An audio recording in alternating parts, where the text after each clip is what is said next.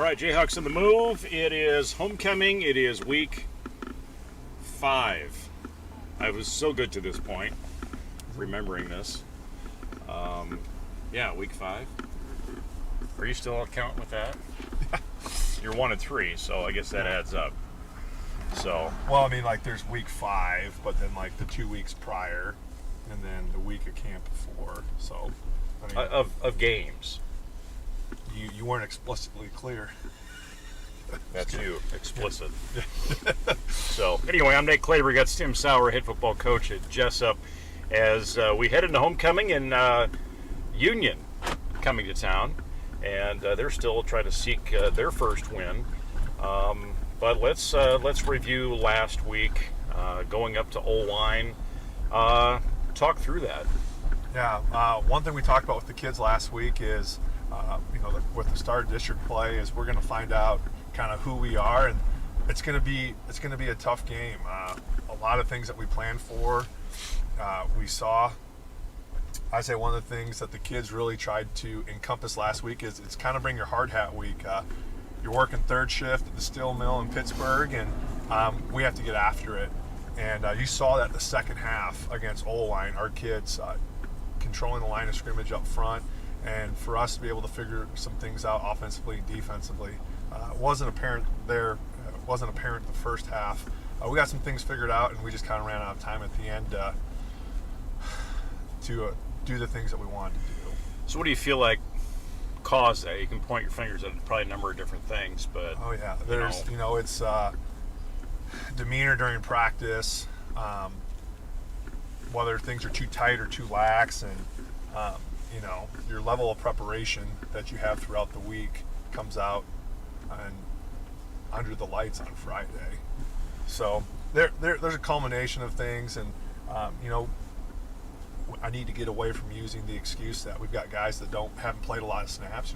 Like you said, we're in week 5 coming up here, and that's up to 500 snaps for some of our guys. So we can't keep using that excuse. Between the main game against the AP on Friday, then turn around and play on Monday, and then you come back against Old-Line. Yeah, so we're, like I said, I'm tired of using it as an excuse and a crutch. We don't have a lot of experience, and we still got young guys, but they got experience now. Yeah, yes they do. So still, we still got some learning curves, but that comes within.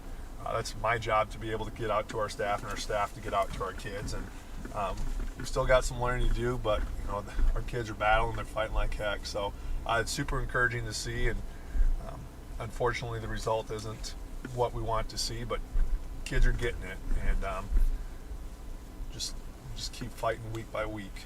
So at halftime, you didn't throw any sort of, first grade or kindergarten baseball, t-ball coach speech, Matt Campbell-ish, to get them to come back. High school kids are smart, and most high school kids can see through any type of BS that you're trying to spread. And so it's just very much that, hey, we inside the 30 twice, 2 fourth and shorts called back or not converted. And everything is right where it needs to be. It's just we need to be able to put the cap on the bottle and finish it up.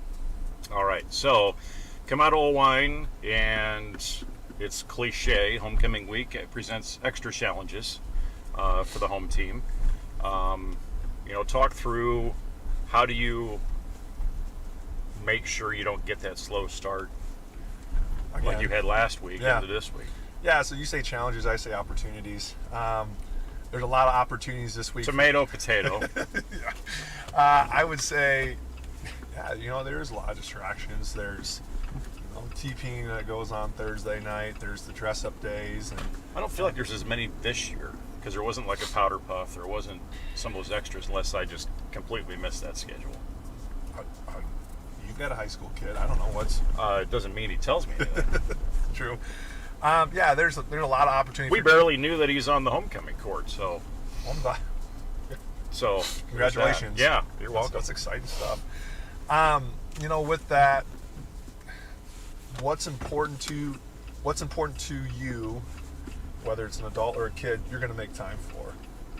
Is your recovery more important than staying out late? Is putting time into your academia more important than whatever activities goes on throughout the week? You know, you've got a teenager, you can only control X, Y, and Z at certain times. And then they have the other times that they're in control of to a degree. So just really, honing in on the fact that you can only do so much, and whatever's important to you this week, you're going to put your time into. So I think the guys have done a really good job of staying focused, and I think we're chomping at the bit yesterday at practice, and you can kind of see our kids being a little more squirrely than high school boys normally are. But we're excited for today and for the opportunity to be able to play. So I was going to bring this up last week, but pumpkin spice lattes. And I was thinking back to our first year doing this. You weren't a coffee drinker. I don't Look how far you've come. Yeah. And now you're getting the PSLs in. No, that's... Speechless. I am speechless. Well, my wife, she loves the pumpkin spice lattes. Me, myself, yeah, you're right. I was not a big coffee drinker. I'm not a huge pop drinker, but as you mature and I gain more wisdom, you find that there are certain brews that you like. And Mr. Zook has quite a palate too, and he usually has a pot of coffee made in the morning for us, but for us as the PE staff. And you just kind of find what you like. He seems like a Folgers or a Maxwell House kind of guy. Just I would go back to the roots of coffee. I would not say that to him. He usually gets it's called the Army Ranger is drinking foo-foo coffee. No, is that what you're saying? No, we drink Black Rifle. It's a veteran-owned company. Okay, yeah. It is great. I personally like Dutch Brothers. It's a company based out in Denver, Colorado. That's very, very great coffee. And yeah, I don't know. I guess Folgers would be a very good beginner. But no, we have an interesting palate. So I need to watch my back. If he watches this and hears us talk about his coffee preference, is that what you're saying? You just won't hear him coming. Well, that's his training. That's where the training comes in. Exactly. So get into tonight, and you look at Union, and they're still looking for a win. Their margin against AP was a little bit tighter, but they seem to be a ground game team, if I look at that right. They're different than last year, just like how we're different. There's some bodies that are a little bit different. It's a different team. It is 100%. You'll see a little bit. You'll see a little bit of two quarterback system from them, which I don't remember seeing a whole bunch last year. What you'll end up seeing offensively for them, pre-snap, you'll see a lot of trading. So what trading is you see one or two guys one side of the formation, and then before everyone has to get reset, they'll flip sides or they'll move, and just a little bit of adjusting. And then sometimes after, like, everyone, the linemen put their hand down and people are all set, then you'll see a motion that comes across with it. So some people consider that a little bit of a window dressing. Like I said, the two quarterback system, they try to keep it on the ground. They do have the ability to sling it around. They move the ball against Dubuque Waller very well. They've been able to move it against their past couple opponents. And so we're excited. You're going to see a lot of guards pulling. You're going to see a lot of their bigger boys trying to get out in space and adjust with their numbers and try to control the box. Defensively, you're going to see some sure tackling. You're going to see some speed on the outside and some opportunities for their linebackers to make some plays and try to fit five guys at the line of scrimmage. So it's great. It's, like I said, it's different than last year, and we're working to try to have a different result against them last year. It's interesting is, going through the stats, this is only the second time that you guys played, if those records are up to date, that Jesup's ever played Union, which is weird to me because that's another one of those teams that we play a lot in other things, but not on the gridiron. So I could be off on this, but if you go look at Go Bound, whatever, Varsity Bound, it only keeps the last 10 years of records. So if you would talk to some of the alumni, that maybe this would be a great Brock Sabres question. if he remembers who they played. But if you go back and look at basketball, it will just have the last 10 seasons or last 10 meetings. So I could be off on that too, but So you're saying the data is not up to date? it could be. And also I think Varsity Bound is only goes back as far as 2003. That's a Joe Smines question, but there's only so much from the past that you can put online. This is true. I think so. I just if I'm wrong, please correct me. I know there's other people out there who do that, so that's great. That seems like a good project for Mad Dog, is to just start digging that stuff up and No, I've got populating. So Because he hasn't populated last week's stuff yet. So Mad Dog he's our weather guy. He is, I say it all the time, our Mad Dog Doppler. I like how you changed the subject. Our Mad Dog Doppler, I'm getting hourly reports from him today on wind speed, temperature, and chance of precipitation. How much is that impacting your day? Or disrupting your day? It is a great... And then how much is his day being disrupted by doing that? So, you just called him out. I think I am not a master at this, but I do an above average job of operating the chaos. And so the disruptions that I get throughout the day, not only from him, but from other people, are just the normal operating procedure. Okay. I kind of missed your Snapchat yesterday. What were you trying to... You're walking across the street, I could tell. Again, you're on the move always. Yep. What was your message yesterday? I was Something just... you can share? Oh, yeah, I was just talking... I caught like half of it, so... Yeah, I was just talking to some of our kids. So we're playing disc golf right now, and being able, the opportunity to talk to kids is... I'm building that rapport for some of the kids who are sophomores that I haven't had since their 6th grade year. Just talking about... we were talking about social media and how that influences people, and people were talking about I put on Snapchat all the time talking about different podcast ideas, and these kids were talking about how, which you still haven't taken any action on. No, just too many was it knives in the fire, stones in the fire, pokers in the fire. Anyways, the concept was get ready, where people videotape themselves getting ready, like making me like, I don't do this, but makeup tutorials, or you could do, I guess, a shaving tutorial.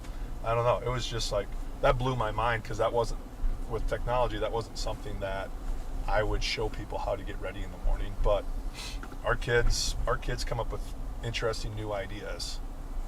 And we just think they're on their phones watching stupid stuff. Could be. What was the thing in your generation that your parents, or your mom is like, Timmy, quit. Get off of that. You're wasting your time. Yeah. What would that be for you? So I think we had an Xbox growing up, but the conversations with my parents, because my brother and I would play football games on there, and it wasn't really stop. It was more, hey, why don't you go do something so someday some kid could be playing you? And I was like, okay, well, that was enough for me to get up and go do something. Sure. So, but yeah, Xbox or that was really it. What? So was it Madden?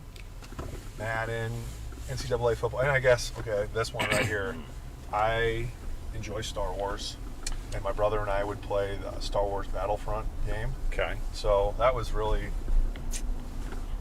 kind of the deal in our household with my brother and I. I would say it was just plain TV with me. Mm-hmm.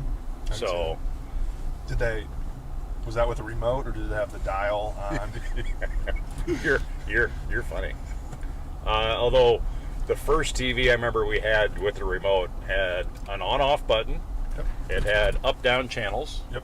It had the middle button that you hit to see what channel you're on. There was volume. Okay. Yeah, and then there was mute. And that was it. And if it didn't work, you hit it like this. Yep.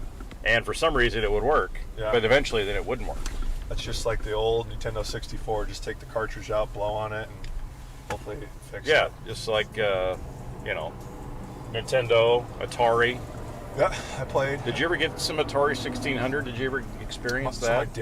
my dad had that stored, and so I remember trying to play some Atari with the dial and then the joystick too, right? Yeah. Yeah. So A little Pong, Berserk, I've pole got, position, Space Invaders. Space Invaders. Yeah. So I got to try.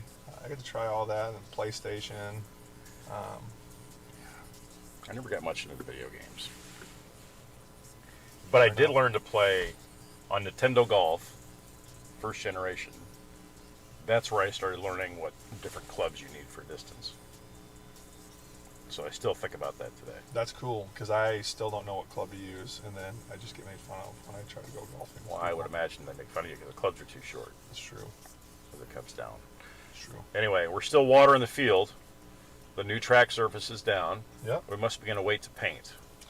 Yeah, so that's two different companies. The one company that came and did whatever the resurface fixing has secured for 2 weeks, and then another company will come. So where I think we're a week and a half, and then we're still a couple weeks out from the company who actually lines the track. Can you be on it yet, or no? For PE or even tonight? The mats were down yesterday, so people could go to and fro on the field for our middle school game. Cheerleaders and you know what? training and all that stuff. I'm gonna have to. You're going to default to. I'm going to default to athletic whatever director yeah. Smines. You know, he has nothing going on today, and he said he's welcome to all questions. So just email. You guys want a cell phone number too? You might as well. No, I'm not going to do that. You might as well. No, but you know, Joe doesn't need any extra work. He's got enough on his plate as it is. Yes, he Just does. ask him. Yes. He'll tell you that. So, but yeah, if you come out tonight to the football game, kickoff at 7, and you're wondering where the lines went for the track, it's been resurfaced. That was part of work that we actually got another 10 years, I think, out of this surface or the previous surface than we did. So hopefully get another 10 out of this before they have to completely rip the whole thing up and do it again, which blows my mind of how that works. But anyway, we'll have the broadcast for you on the Jayhawk Sports Network on YouTube and also on Facebook. But we do invite you to come out and experience the homecoming game. There's pep rally this afternoon and coronation, and then the parade, 2 o'clock or something like that. Yeah, the parade starts, I believe, at 2. It starts at 2:30, but I don't know. We'll see. 2 o'clock, you get a good seat. Well, weather pending, we'll see if it's. Oh, is there a chance of rain today? Or are you going to pull me the Mad Dog card again? I can give Mad Dog. You know what? I'll have Mad Dog give you the alerts like he gives me the alerts. But I thought it was supposed to rain. I thought we were friends. Why would you do something like that? But it should be okay. Well, we'll see what the weather is. But if it rains, it rains. But we'll just we just make it work around here. Well, I guess you do what you got to do. Yeah. So anyway, Union tonight, high school football homecoming game, and Jesup seeking win number 2 on the 2022 season. It's cloudy, it's fall-like, but it is always great day to be Jayhawk. Everybody have a great weekend. We'll see you tonight. Go Jayhawks. We'll see. We'll see.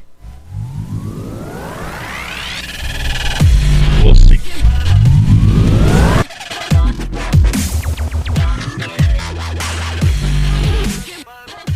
This is the Jayhawk Sports Network, powered by Heartland Technology.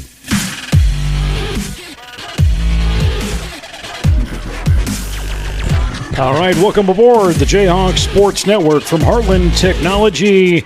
I'm Nate Claver, Jason Piltrovy, the voice, and the cough you just heard. Anthony Baugh, the Magic Suitcase. Eric Clark, I assume, has made his way. I thought I heard the trumpets welcome him in to the football game tonight at homecoming. Jason, welcome in. Welcome. Yeah, it's a great crowd. So far, more and more people keep coming in, so we've got a pretty good crowd out there tonight. Yeah, rolling in. It's homecoming festivities, and LaPorte City Union coming in. They are down this year, I would say. I guess to put it nicely, coming off of the season they had last year and the victory they had over us in district play in 2021. They're looking for their first win on the year.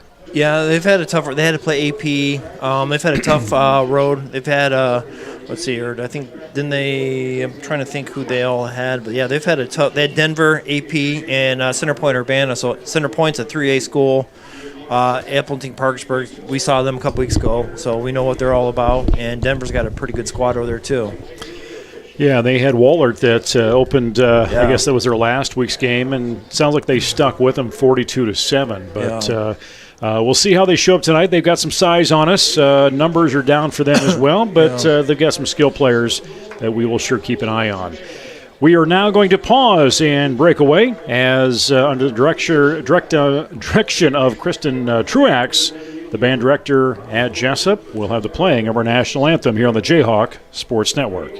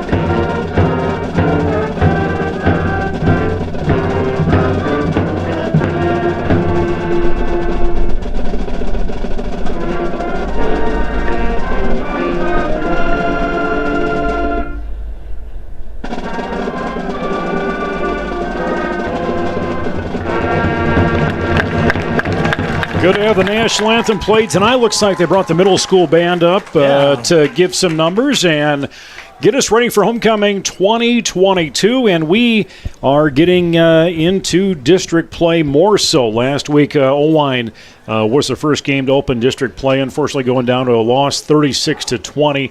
To go on 0-1 in district play, 1-3 on the season.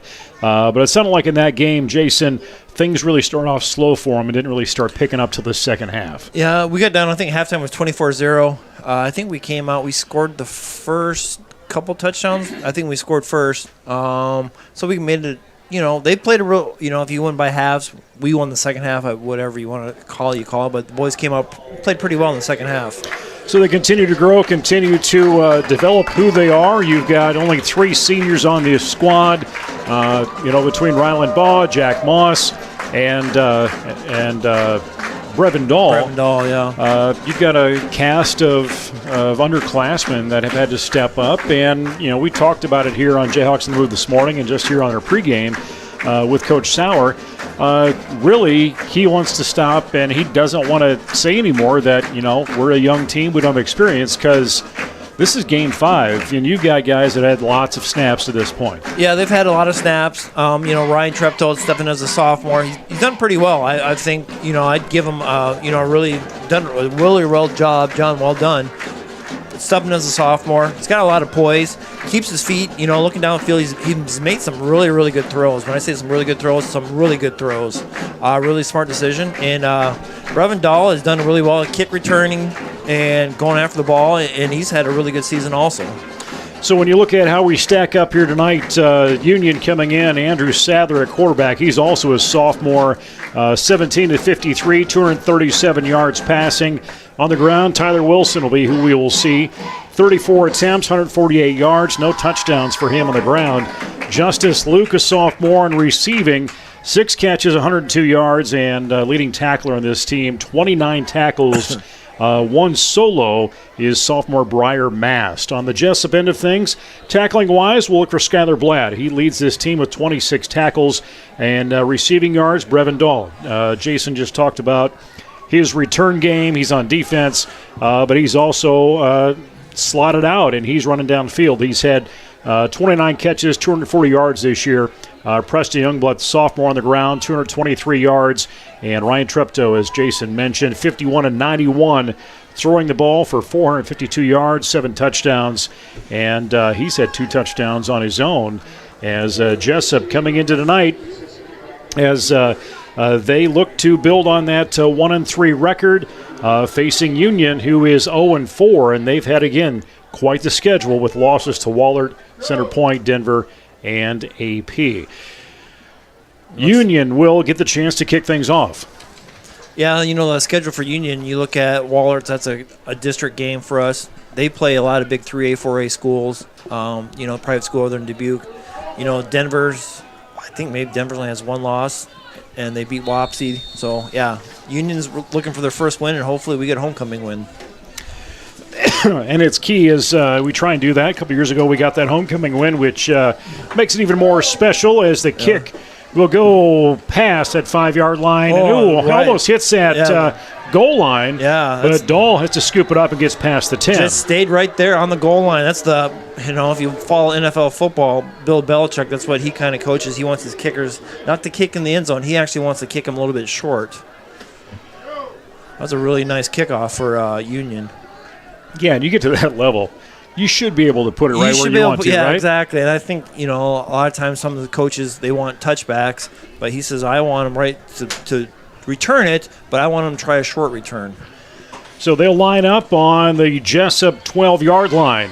Treptow in that backfield at quarterback. Flanked by Preston Youngblood, the sophomore. Quick handoff. He's going to cross right in front of him behind that center. Oh, we've got a face mask, I think. And that penalty will hold up some things, and no progress for Jesup at that point. Yeah, it looks like that left, he's referee, I think number 55 on that side. So that tackle got the face mask. So that will move the chains to Jesup's advantage, and that's something really the games we've seen at home, Jason. Yeah. We've seen our opponents really make some errors that have been towards Jesup's advantage throughout the season. Yeah, the other night I went to the O-line game. Kind of on the other side of the ball, we kind of made a lot of mistakes on our own. A couple penalties and some long plays that we would have helped us out. And Preston's going to get a loss there right up the line, going that same side. Yeah, you got a front line for Union that's giving that Jesup O-line some challenges as they will move to a 2nd down and 8 situation on that 16. Actually, they're going to put that in the 17-yard line. 2nd down and 7 as they switch that. Yeah. We got away from the end zone to get us a little bit more breathing room. Try to, make sure. Don't want to give up a save to give up 2 points.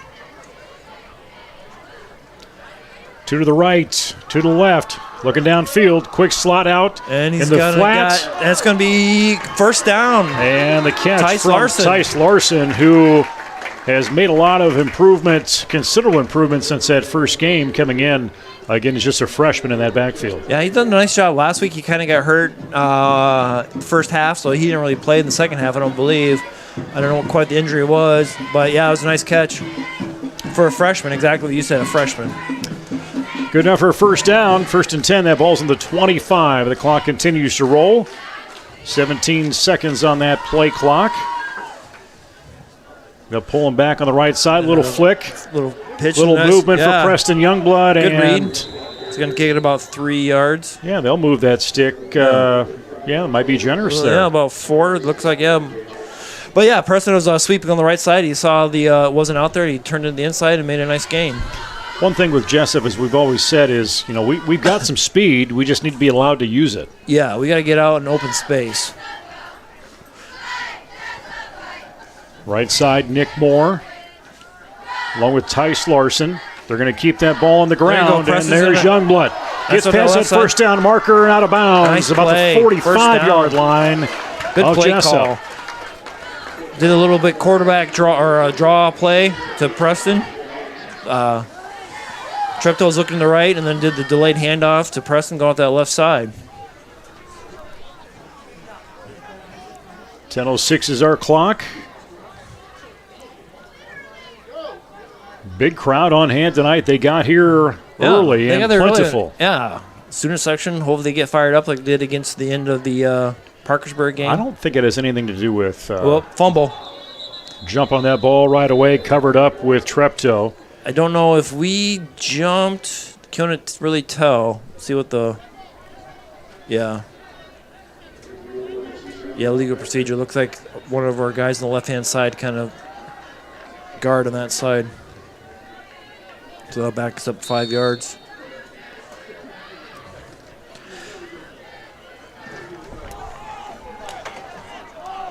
Set it up first down and long. Preston's going back in that left side. It's going to get about 4 yards of that 5-yard penalty. Trying to get back to originally where they started from. It's going to bring up second and almost second and 11. Looks like second and 11. Yeah, homecoming game for a lot of coaches and stuff. This is kind of a game they just muddle through. They don't. It's a lot of distractions for them as far as for the game itself and the players. You get out of sync because the day's not. You get in the routine and everything's a little bit different. Okay, Nick Moore here on the right side. Going to do a little bit of a screen. Come back, and that ball gets knocked down. Nick was open, but the blockers weren't there to allow that ball to get where it needed to be. Try to do the screen pass, and on that right side there, you want the defense to get upfield a little bit quicker, but you got to hold them off just for another second, just to get a little bit more time to make that throw. Get that throw, and the defenses are upfield. It takes them a while to adjust, and that should be a big gain. Third down and 11. Dropping back, looking to make something happen. Tripto's going to scamper to that far side downfield, and it's intercepted. Yeah, missed Brevin. He had Brevin in the flat for the first down and just kind of overthrew him on the back shoulder. And Tice Larson will get credit with that stop. Yeah. At least it stopped where it was. Yeah. And didn't get a chance to open up. I think I was almost surprised by that defender for Union that he had it. And he was like, now where do I go? Yeah, we had the open right in the zone. Could have got the first down with just a little errant throw, and Union was there on the right, and he got the interception. Union gets their first set of downs, 1st and 10 on their own 45-yard line. As they'll move that into motion. And there's a snap. And we've got some quick run around this near side. Jordan Fisher takes off for the races. And in that first flag. That's gonna first come down, back. we'll take him to the end zone. But like you said, the flag's in the field. I think it's going to be a clip. And that's one of those where they're going to look at the game film after and away from the play. They don't need to do that. Yeah. Holding. We got penetration up front, and we missed the tackle. And he got outside contain, and that's what happens. You give the outside, it gives a lot of room for that running back to get upfield.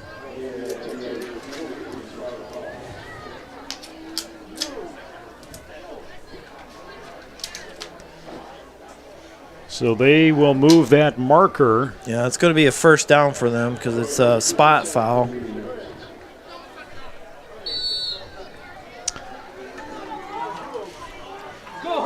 First and 10, the ball on the 44-yard line. Little hop up with Logan Rassow on that end. Oh, got to get up their field. And you've got some size that they're going to take full advantage of, and Tyler Wilson gets that carry for Union. Yeah, it was a little bit of a loose handoff. We could have got some penetration back there and got it. The handoff wasn't that secure to the running back. But if I remember right, I think Union. They use a two-quarterback system. Yep. I think they bring out. Yep. So bring that play in and out is what you're going to see. Yeah. And Andrew Sadler at that quarterback spot. And you've got some size up front. You can see that size difference is pretty noticeable. Going to move that end. Oh. And a quick handoff. Yeah. Scamp around. Jordan Fisher tries to come around that end, and he's successful, and he'll get shot down shy 2 or 3 yards at that first down.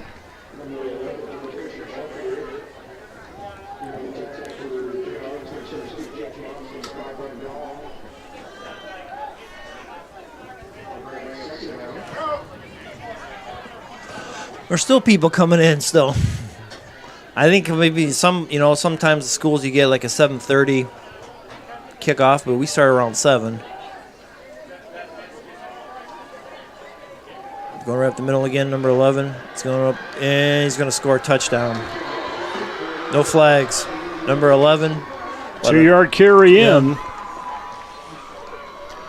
Give credit on that play, Jordan Fisher.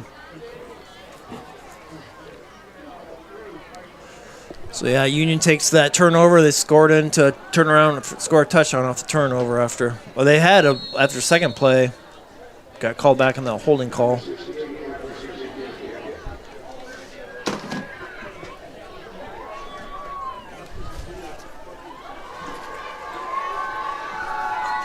And extra point's good. Count that in.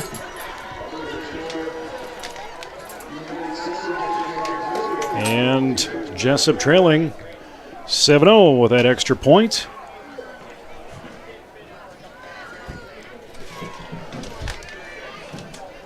And Jesup will reset here as they will get the opportunity to return the kick one more time, as they did in the beginning. Yeah, let's try that. See if they do that kick to the right to the end zone right before it. See if they can do that again.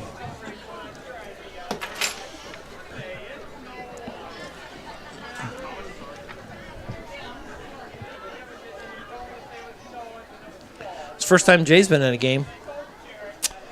You know, it's about time. Yeah. You know, I don't know if he had some academic problems or just came off probation. He's been I'm double some extracurricular activities on the weekends that maybe, yeah. has caused him some problems, or he just decided that maybe it was time for him to come out. Temperatures have dropped. Well, last couple football games it's been really hot at night, so I guess this is the cooler temperatures. This is perfect temperature for football. Perfect temperature for Jay, too. Yeah, exactly. 8:22, we got that breeze coming out of that southeast. And that will set up Brock Ruzicka to kick. Ruzicka, 5'11", 175. See if you can put that ball back down there again like you did last time.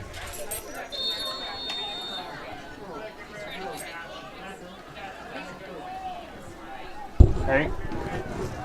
And then he's going off to the kickoff. And he's going to, this time it'll be a little bit short. It's going to go right to Brevin.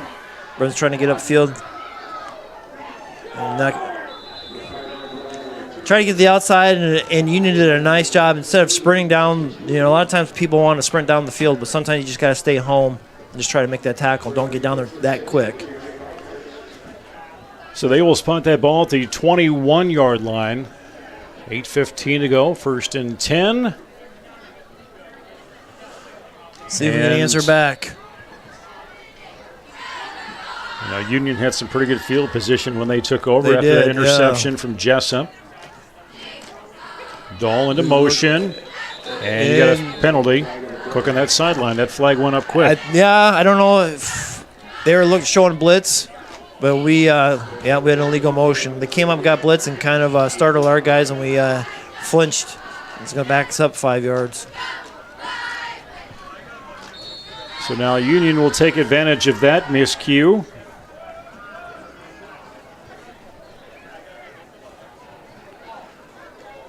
First and long.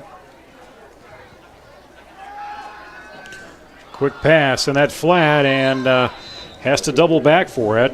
Give credit to Tice Larson. Yeah, he came back and got the ball. It's going to give us about 4 yards on there. Had a deep drop and was looking in. Looked like Union was more of a zone coverage.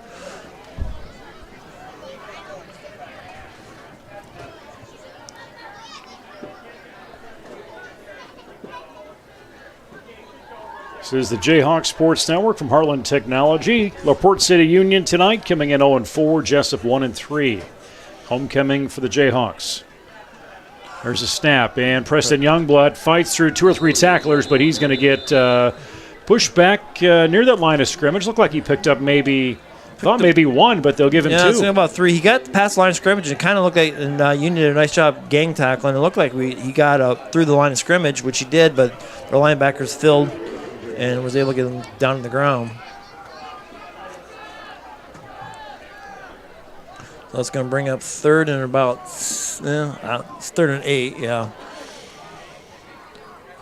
1, 2.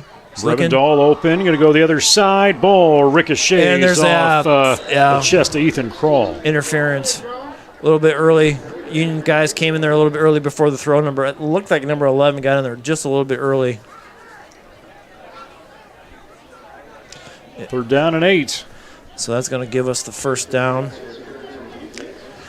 Here's where it was, and they will move that down. We continue to see the yellow hanky come out for both sides. Yeah, they got there a little early. Ryan did a nice job. The line held. Ryan was able to get the ball downfield, and Union got a little early on the tackle and pushed our guy down. I think it was Tice, looked like, coming back for the ball.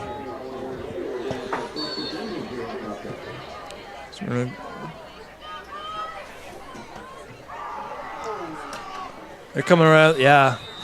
Yeah, they're keying in on that run. Yeah, they're coming on. That guy right on there came on the backside. Preston's going the left side, but the right side he got through quickly. We got to do a little bit better job of blocking that backside. Even though the play's going away from you, you got to make sure you just got to get that chip block on him, make sure that it gets through the hole a little bit quicker. Union bringing some people along tonight, despite their rough start to the season. Yeah, like a couple years ago, I think in volleyball they're a 3A school. I mean, they're a little bit. Preston's going to try to get off that left side. Nice little run. He's going to pick up about 7.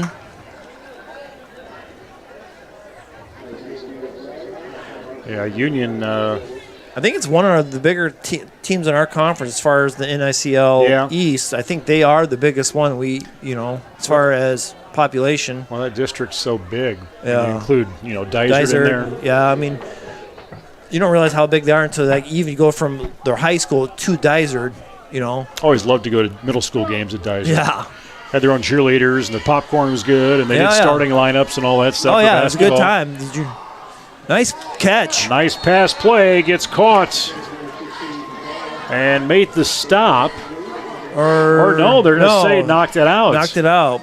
Looked like it was there, but it came down the ground. Ball looked like it got loose. 4th down and 5, and that'll bring Ryland Baugh in. Actually, Ryland Baugh will come in. He had sat out the AP game. And there looks like we're giving. Oh, they're going to go for it. It looks like, they're kind of trying to catch Union. It was trying to get in their punt return. Hand off to Youngblood. He's going to turn that corner. He's going to be short. And, he's going to he's going to be a half yard short, but not going to give it to him. Yeah. Just came on half yard. Gutsy call. Tried it to give the defense, you're giving Union the ball right at almost just past the half, 50-yard line. 1st and 10, Jesup's 48-yard line. And Union, again up by a score of 7-0, have taken advantage of a turnover for Jesup and then a couple big plays. That's all it took really to get Union in the end zone. Hopefully Jesup's defense can prevent that from happening this time. It's going over, reverse, little end around. And you got some speed there on the end as Lucas Stickford will get forced out of bounds. And give credit to Braden Van Brocklin. Yeah, they did a little bit end around coming off that play. Defense got to recognize, especially the linebacker. Somebody's got to yell out, reverse or something that they've got to let them see that coming. 1st down, spot at the 30.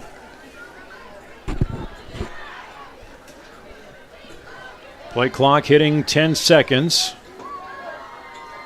Very orchestrated offense. Fake handoff going back to number 11 with Stickford, and he's going to gain about 8 yards. Yeah. Just a quick pass right out to him on the flat. Brevin Dahl in on that stop. Try to get the ball out to a player like that. You just try to get him one-on-one. I think I beat one guy. 5:40 to go for first quarter. Man, if you look around, if you see the stands and then you look out along there's a lot of people here tonight. It's a great night for football.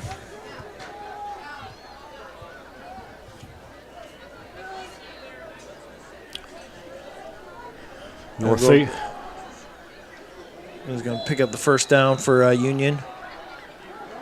We did a better job tackling there, but we still got to get him a little bit closer behind the line of scrimmage. And they're going to keep chipping away at it. Tyler Wilson, the running back.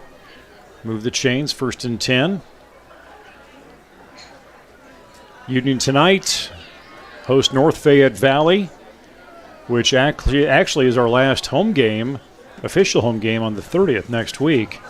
Yeah. And then it's on to Waukon and Wahlert, and then you get that first round game and site to be determined.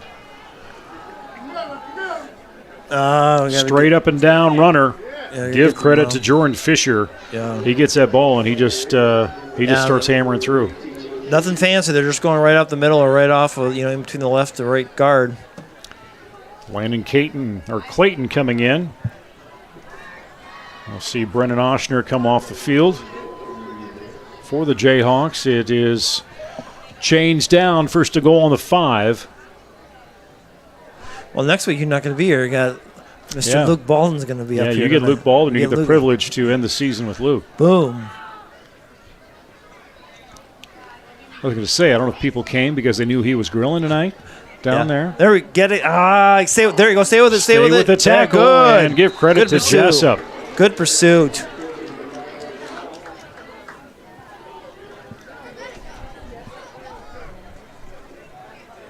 Trying to get eye on if that... Was that Max DeVore there, number 9, that made the tackle back there, it looked like? I don't know if it was... I was trying to get us...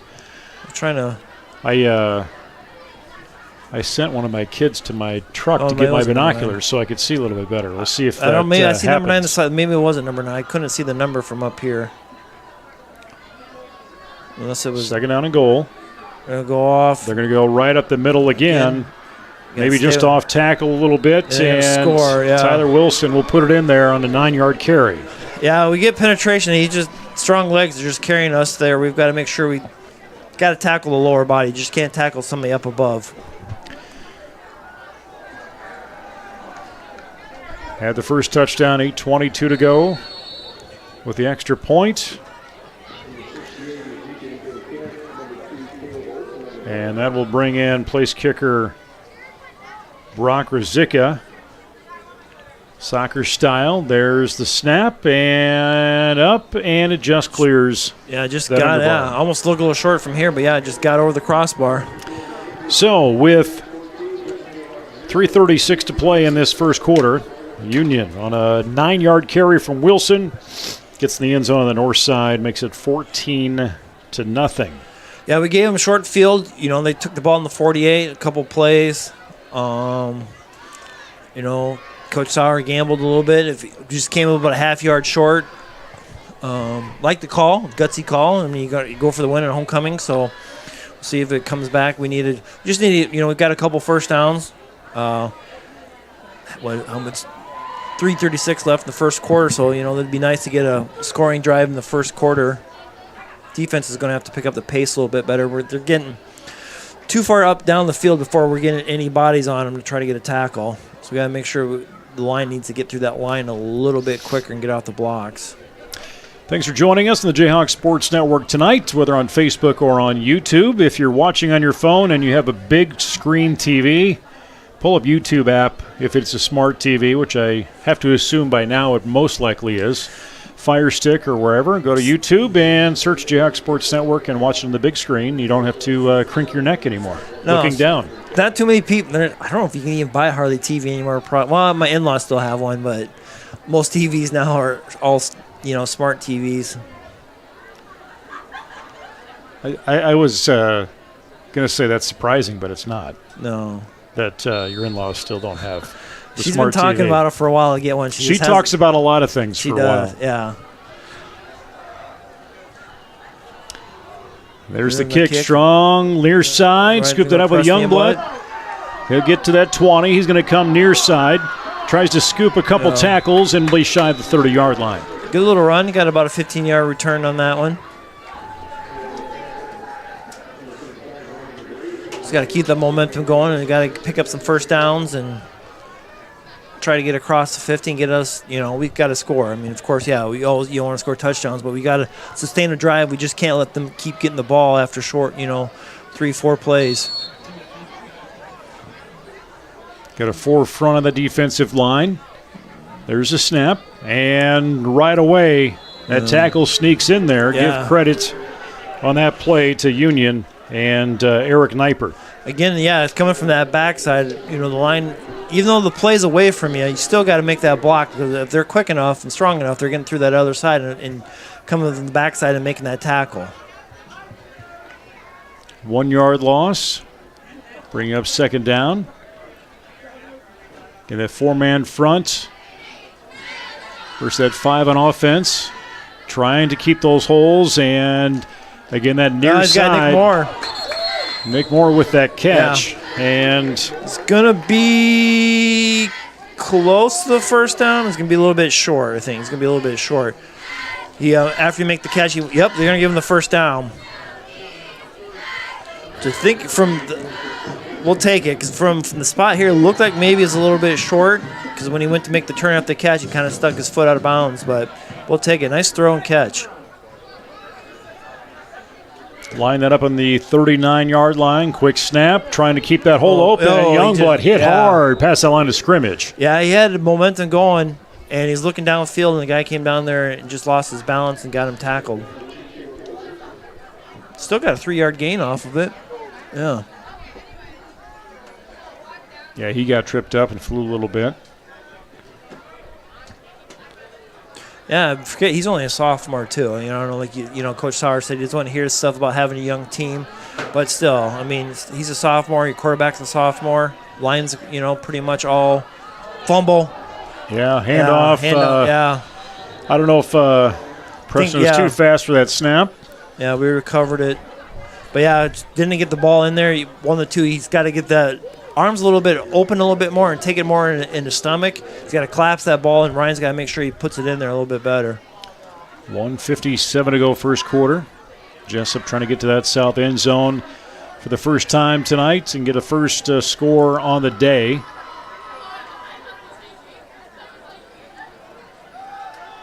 Cummins got to get rid of the ball. There you go. Really step up the pocket. Really zigzag through the pressure, and kind of a high hit came in from Justice Luke, trying to knock that ball loose, and he hung on to it. Yeah,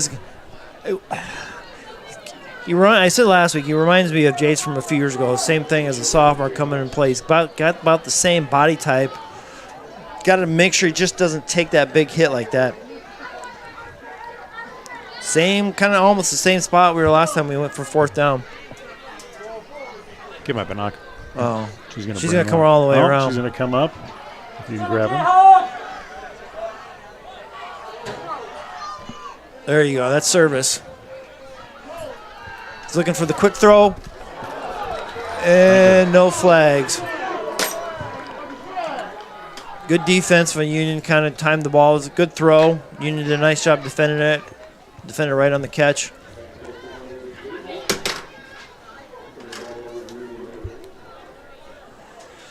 So again, on a 4th and 2, we come up a little bit short, giving the ball right almost on, right on, this time on the 47. Yeah, it's been within this 7-10 yard area where they've picked up and started first down each time. Yeah, last time it was on the 48, this time it was on the 47. Begin their third series.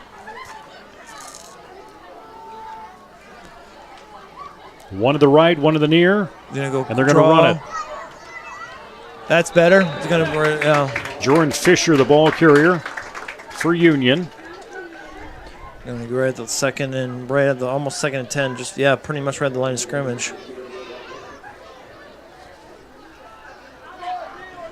And that's got to be probably our best stop tonight. That has been. With the run. Yeah.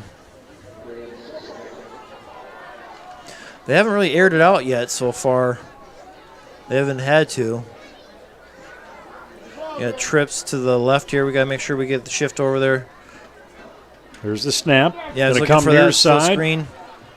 Get in with Jordan Fisher again, and he will get forced out of bounds. Yeah, he's going to pick up the first down, it looks like. They're going to do a little bit better read on the defense side. They had to go right there on that trip to that left side, and we shifted 2 guys over there. That linebacker on that side needs to make sure he gets over there a little bit more to help with that. Otherwise, they'll be able to run that all night long.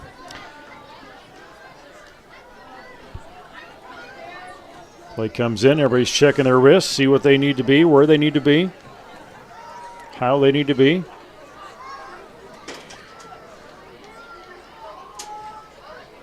Shotgun. Same formation. That flat's going to be short. Yeah, forward pass. This time they went to the same formation to the other side and threw it incomplete. 6 seconds left in this first quarter. Let's talk about this week in Jayhawk sports, and we'll get to what the schedule looks like coming up. Volleyball on the road to Decorah tomorrow ahead of the homecoming dance celebration tomorrow night. No, well, cross country, they had 2 meets this week. Yeah, the boys got shut down early because of lightning. Oh. Girls end up in second place behind Denver, I think. Going on that right side again. Yeah. Continue to hand it off to Jordan Fisher. There we go. Good open field nice tackle. Coverage. Nice coverage there for Jesup. And give credit on that tackle, Ethan Kroll. Yeah, good open field tackle. Brings up 3rd and about 4. Yeah, and we're gonna flip things around as Jesup will get a chance to head to that north end zone this time as they trail this one by a score of 14-0.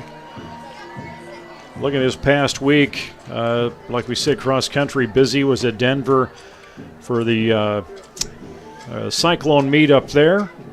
You know, Denver girls winning that. Jesup had second. I think that was the conference meet, I believe. Pretty much. Well, that Mackenzie Wilson, she got first place in that one. Yeah, that's she good. Did in that one. She did a really nice one, and then Claire Wright was right behind her, I believe. And then I think the next one they had on wherever they went to, they were 2nd and 3rd. I think I saw. Where they went Thursday night. I thought I saw. They're over at Grundy Center. Grundy Center, that's right. Yeah, the Grundy Center, they went 2nd and 3rd. So give cross country a lot of credit for what they've been able to do this season, and that continues to be the success point for Jesup here in the fall season. Volleyball's having a year where they continue to see some progress and improvements. Well, one thing with volleyball, if you follow volleyball in this northeast Iowa, it's loaded. When I say it's loaded for talent, you hear the thing on the radio and stuff. All the ranked teams, they're all our conference teams. It's a tough place to play volleyball. Going a little bit draw up the middle of number 28. He's going to pick up the first down.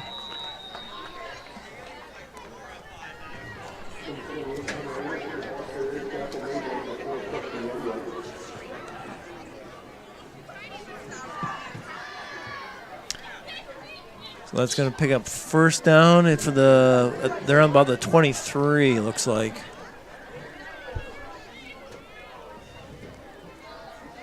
So they will take their time out of the huddle. Again, one flank in the backfield, move that end. Going in motion again. They're going to go that jet sweep. Continue to see that coverage and give credit again to that player, Jordan Fisher. He's getting opportunities to move that ball. He is. I mean, it's a simple, jet sweep. We did a better job that time containing him a little bit, but he still got 7 yards. That defensive end, a linebacker, and that whole side, you've got to shuck that block off, and you got to penetrate, get your shoulders, and you hear it set the edge. You got to make sure you set that edge and try to turn him to the inside. Second down and 3. Just here into the second quarter. Halftime, we will honor our homecoming court. There's the snap, and they're going to keep it on his own. The quarterback, and he's going to Andrew Sadler. He's going to be close. Will find his way. Yeah, fake the jet sweep and right up the middle.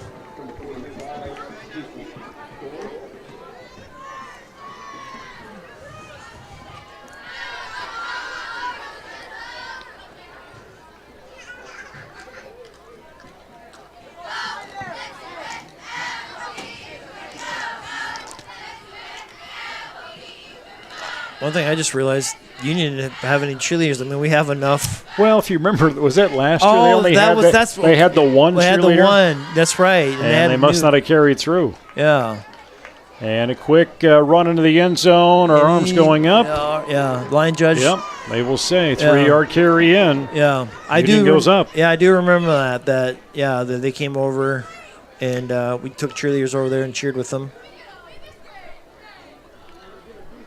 Because I think she was also a wrestling cheerleader or something like that. I think so, yeah. I remember seeing something in the news and then stuff on Facebook. So, yeah, no cheerleaders for Union. We've got more than enough for them. We do. I'm surprised they haven't, though. Good we could share, I suppose, if need be. So, on the extra point, it goes up, and it is good. It is 21-0 here, 10:45 to go in this first half.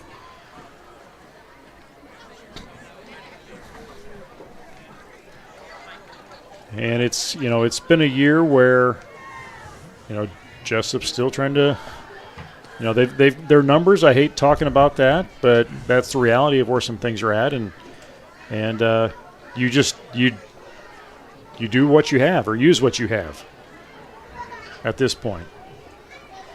Yeah, I mean that's the whole thing. Is like you're just trying to get better. You see glimpses of it. We do some really good things.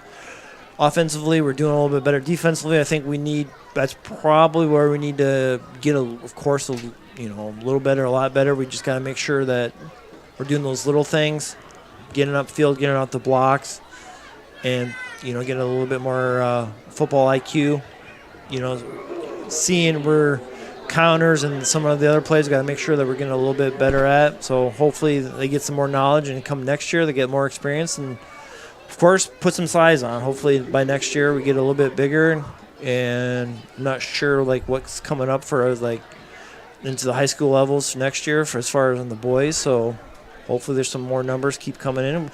Lucky thing this year, even though our numbers are down, we're still able to play a JV schedule. So there's a lot of schools that can't even do that anymore. Union to kick things off.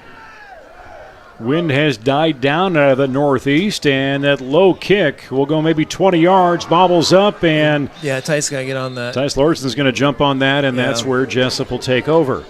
Yeah, it took a little bit of hop. He went down to get it, took a little bit of a hop, and then he's able to get on it.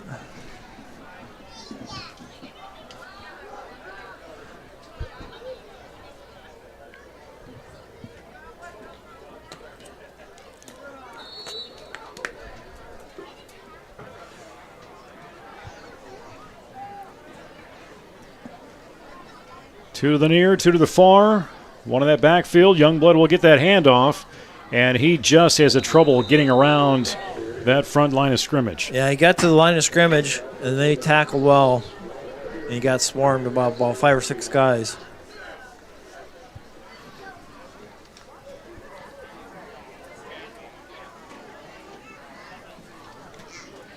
And Sadler, actually on tackles, Brian Mast, number 17 out there, has been the leading tackler for Union. Yeah. So far in the season. Treptow with that snap. Nice Go throw to right Nick side. Moore. Nick Moore. First down. He finds where he needs to be, gets out of bounds. Stop that clock at 10:03. Like I said, if you give Ryan some time, he's going to make a good throw. His throws are pretty accurate. These throws are really good ball. I mean, as far as for some of the kids we've seen, his spiral and his mechanics are top-notch.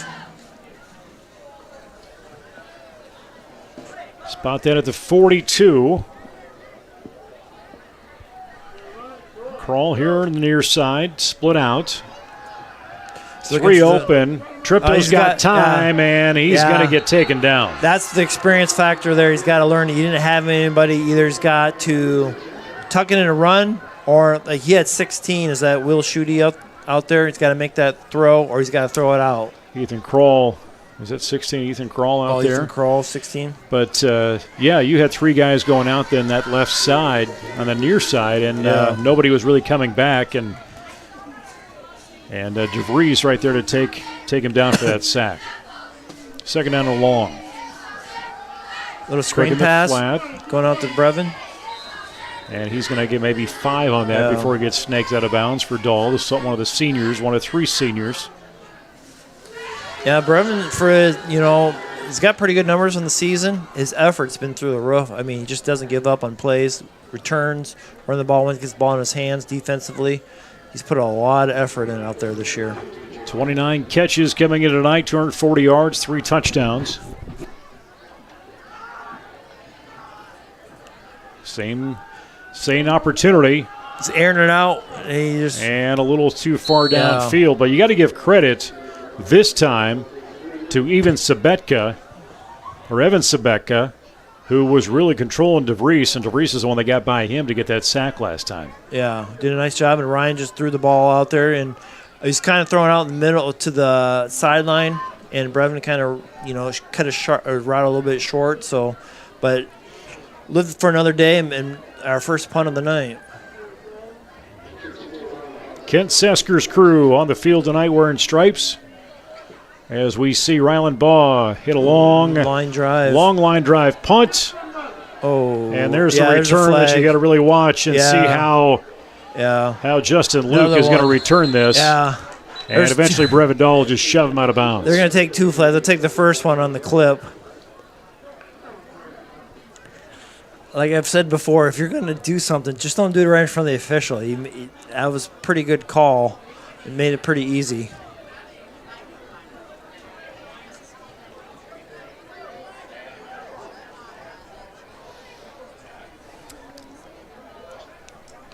And these officials' crews all have two-way radios in their ears now. Yeah, so that's changed this year, right? Because they didn't have them was it last year? Last couple of years, I feel like that's been coming on, so they can kind of hurry the game on a little more and have some conversations further apart until you get to something like this where you feel like you probably need to really have a closer conversation.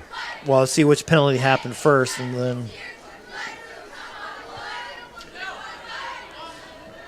So now they got to come over and ask Coach Sauer what he wants done.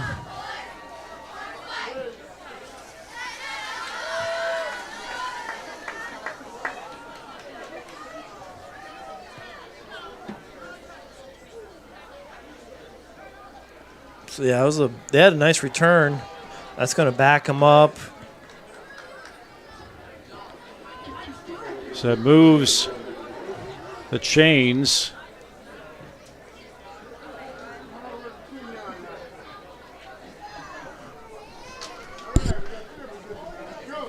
Way back. It does set up first down. And Jesup again on defense, taking full advantage of that opportunity. Chain Gang was a little more eager to move the chains after that play. Yeah. So there's the snap. There's the guards coming out there. We got to there we go. Hold on to the ball. Hold on the tackler. Give credit. I see who that was. That was 58. That was Skyler Bladd came in for that tackle, and Bladd is leading tackler on this team for Jesup. Andrew Sadler, sophomore quarterback.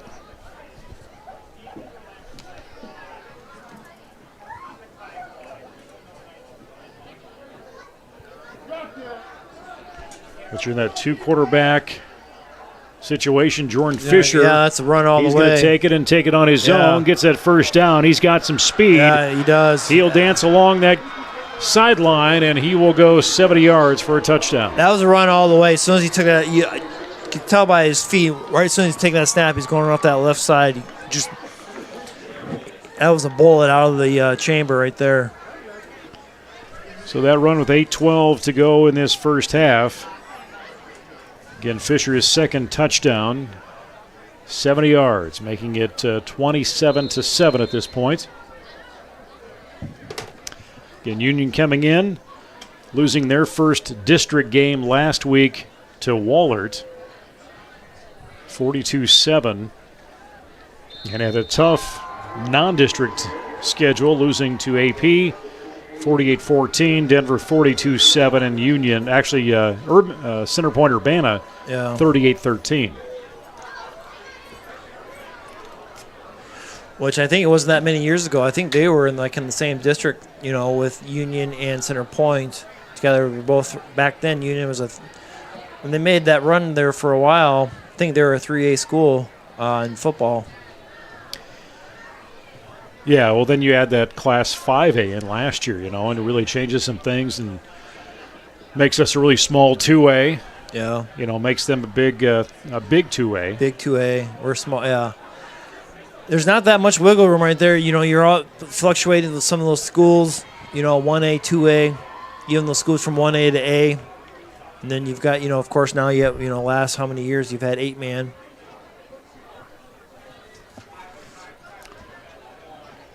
What do you think if you win the championship, you've got to move up a class? What do you think about that for a year? For a year, if you win the A championship, you're playing 1A football next year. Just for fun. Just for fun. Let's keep it interesting. Yeah. But then if 5A wins, I don't know. They go play 8-man. Is that that's the whole thing. Is like you hear, in some states where they make private schools go up a class automatically, which what do you do with some of the bigger ones around, like your West, you throw Catholic. Southeast Polk and Ankeny and Centennial and all that in there. Yeah, I mean they're already playing each other already, but then they're already in the top of the class. Where else you put them? Then they'd all have to play out of state. Well, they could just stay out of it, maybe. Yeah. Or maybe it's just the bottom rung. Yeah. Kick up on that return, and Brevin Dahl will have it. Oh, he's got going sideways. Now he's heading north. Can he kick in the afterburners? He sure can. No one's going to touch it. And Jesup will get that kickoff return. Yeah. Brevin and he Dahl picked that up, about the 20-some yard line he there? Did. That's what Jesup needed. Exactly.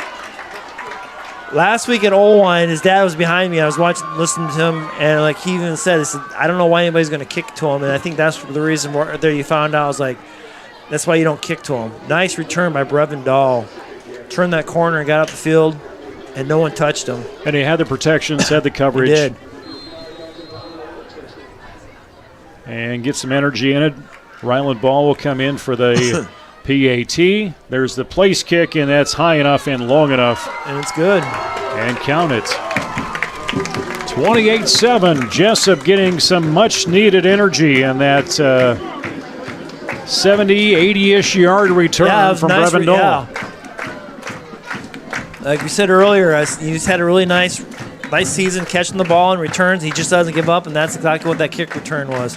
He took the ball and got out of the field, and he just turned on the Jets. Wasn't going to let anybody touch him. This crowd needed something to cheer about, and they sure gave it to him. And Jesup will get kickoff duties for the first time tonight.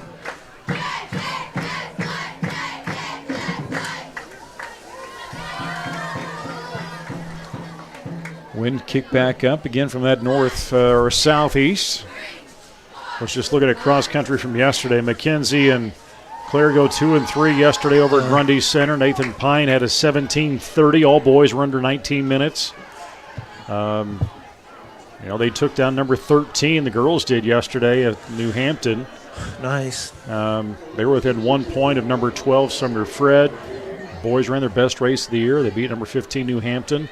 That's a pretty flat course over at Grundy Center, and it's a good day to run and get them ready here for Tuesday night. Yeah, Tuesday's a big meet here for our home meet. Yeah. And I've got a schedule. Jayhawks on the move. We're going to jump in the golf cart over the golf course, nice. And we're going to go tour the. I've always wanted to go out there for that weird thing called work. I just can't make work in my schedule sometimes. And then you throw volleyball in that night too. Oh yeah, it's senior night, I believe. So you probably should be there for that. Yeah, a little bit. There's the return. We gotta get down there. Don't let them happen to the. Oh, there we go. Good. He had some speed. He held up on that. Justice Lake, the return man for the Knights. See if this energy can carry through on defense and put some stops in place, and maybe even push for a turnover. Ideally, that would flip the switch a little bit more if we create a turnover or at least get a stop. You got to get a stop and make them try to punt. 7:54 to go, first half. They got kind of the old school big fullback right next to the quarterback. lead blocker. Open up the hole. He's on his way again. Give credit to Jordan Fisher. And he is one is hard to contain, but he's getting the blocks he needs to get open. He is. I mean, he's a little bit patient. He just waits for that hole to open up, then he just turns on the jets. We got back there a little bit, but we've got to get there a little bit quicker. You got to get off that block. Quick substitution as Braden Van Brocklin will come out.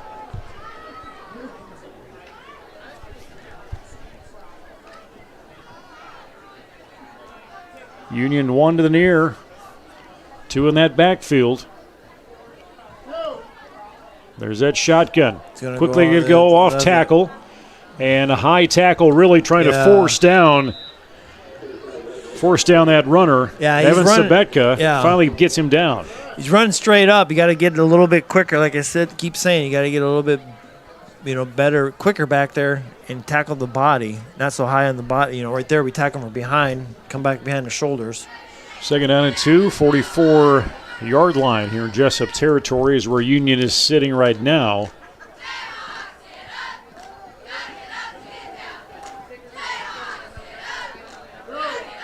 Three receivers right. And almost a little motion there from Jesup. Wide open pass just out of the reach. So it's going to bring up 3rd and 1. Jordan Fisher again right there. Kind of thought he was going to run keep going with the ball, just go upfield, but he made the throw. Yeah, he held back a little bit. He did. Should have went going a little further.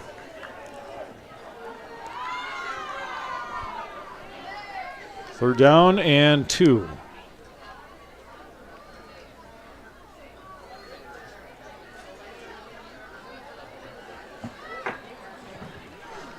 Come out of that huddle.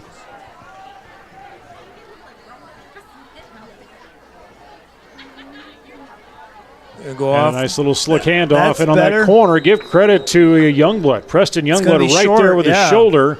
Yeah, it's going to bring up fourth and about half a yard. Yeah. Tyler Wilson, the ball carrier. They're going to come out and measure. He's going to ask for a measurement. I don't think we've had a measurement yet this year. I think a couple times we should have asked for one. Yeah, we should have asked for one because you can ask, but we'll see how this comes out. It looks like they're going to get it. Or, no, they're going to be short. He's going to be short. Yeah, he's short about 8 inches. Yeah, he's going to be short. So I would guess this is pretty much a given where they're at. I mean, unless they want to try it, that would be long field goal, but might as well go for it. Yeah, well, they ran the ball so far, yeah. What do you got to lose? Yeah. Except a possession. Yeah. And they've been able to move the ball. Yeah. And really trying to watch that front. Yeah, trying to now they get the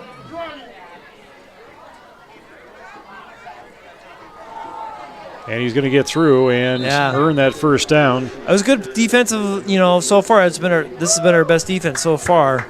Tyler Wilson, the ball carrier on that one. Clock will move. Chains will move as they set up on that 33.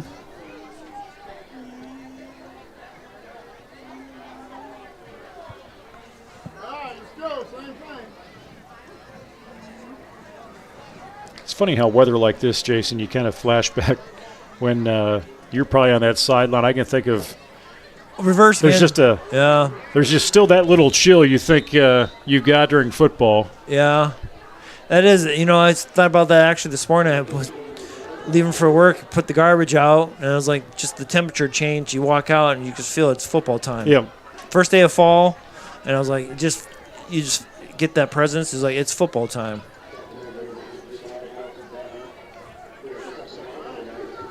Yeah, it's got to be, 50-some degrees, and everybody's got their blankets on and all that. Exactly. It's 50-something degrees in April, and we're all wearing shorts and a tank top. Yeah. 5:06 to go, first half.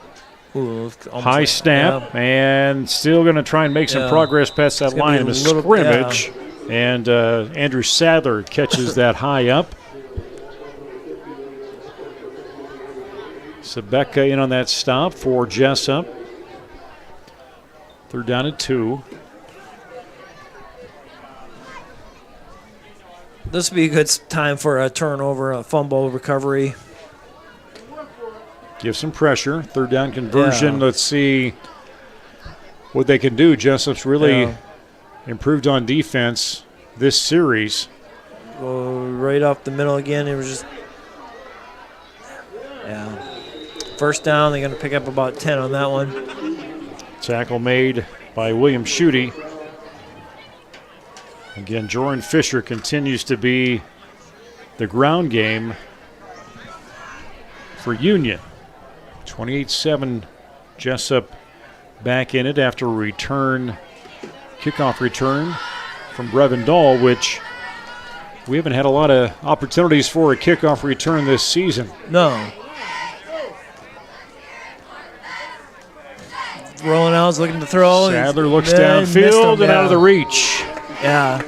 Got lucky on that one. We got to make sure you got to run with them. See him coming out of the backfield. The fullback came out on that little wheel route.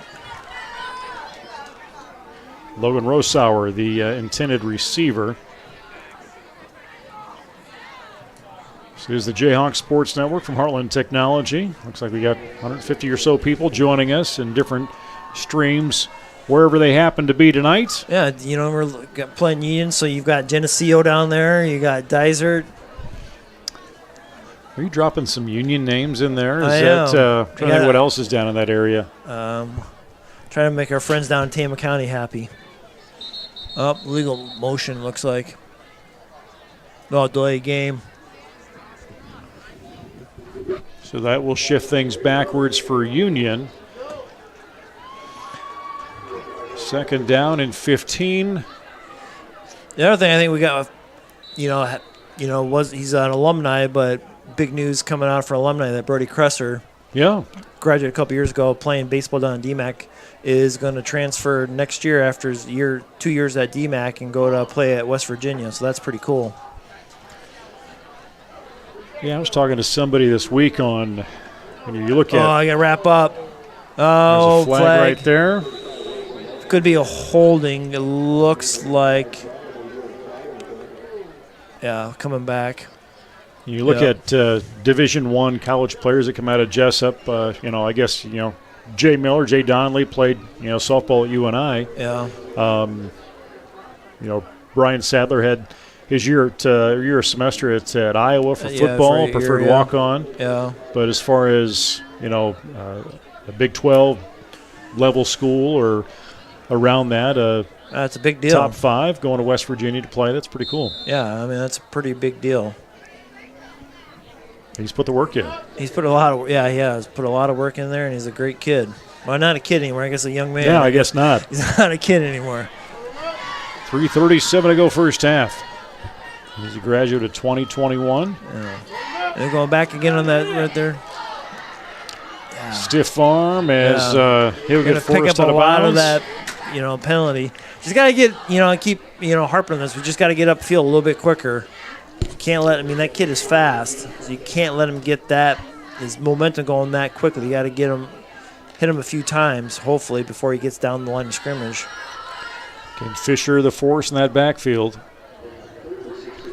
He's not a very big kid at all either. He's really, really fast, and for his size, he's really good.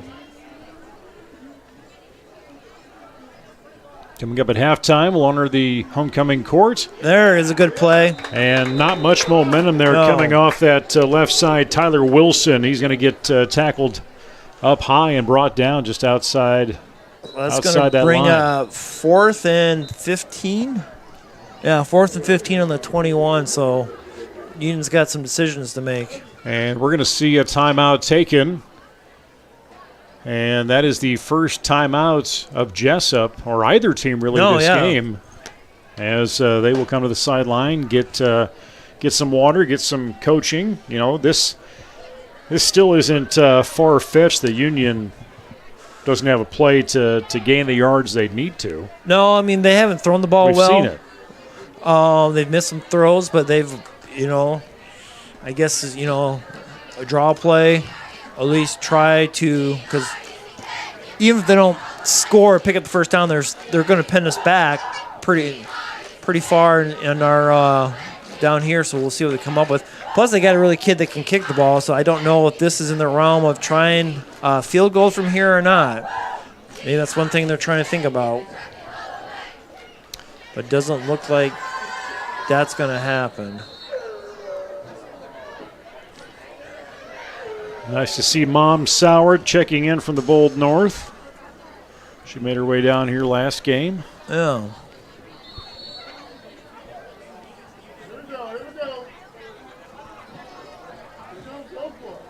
Looking And to we're throw going to drop screen. back and pass. There's a question. And Good play, nice turnaround. Youngblood right Yeah. there. Had that tackle. He was in the right place, right time to hold that up. And Jesup will get the first down. Yeah, screenplay Union call. Not a bad call. Just we read it well, and it made a good defensive play. So for the first time tonight, Jesup will take over without having the ball kicked to him. Yeah, that's well, they haven't punted yet. We've only punted once. You know, we've had the ball turnover and downs right in midfield a couple times. Drop back, Treptow in the open field, Nice finds catch. Dahl out of bounds, just shy of the first down. Yes. Nice throw. Brevin went up, got that with two hands, caught it with two hands, got the ball out of bounds.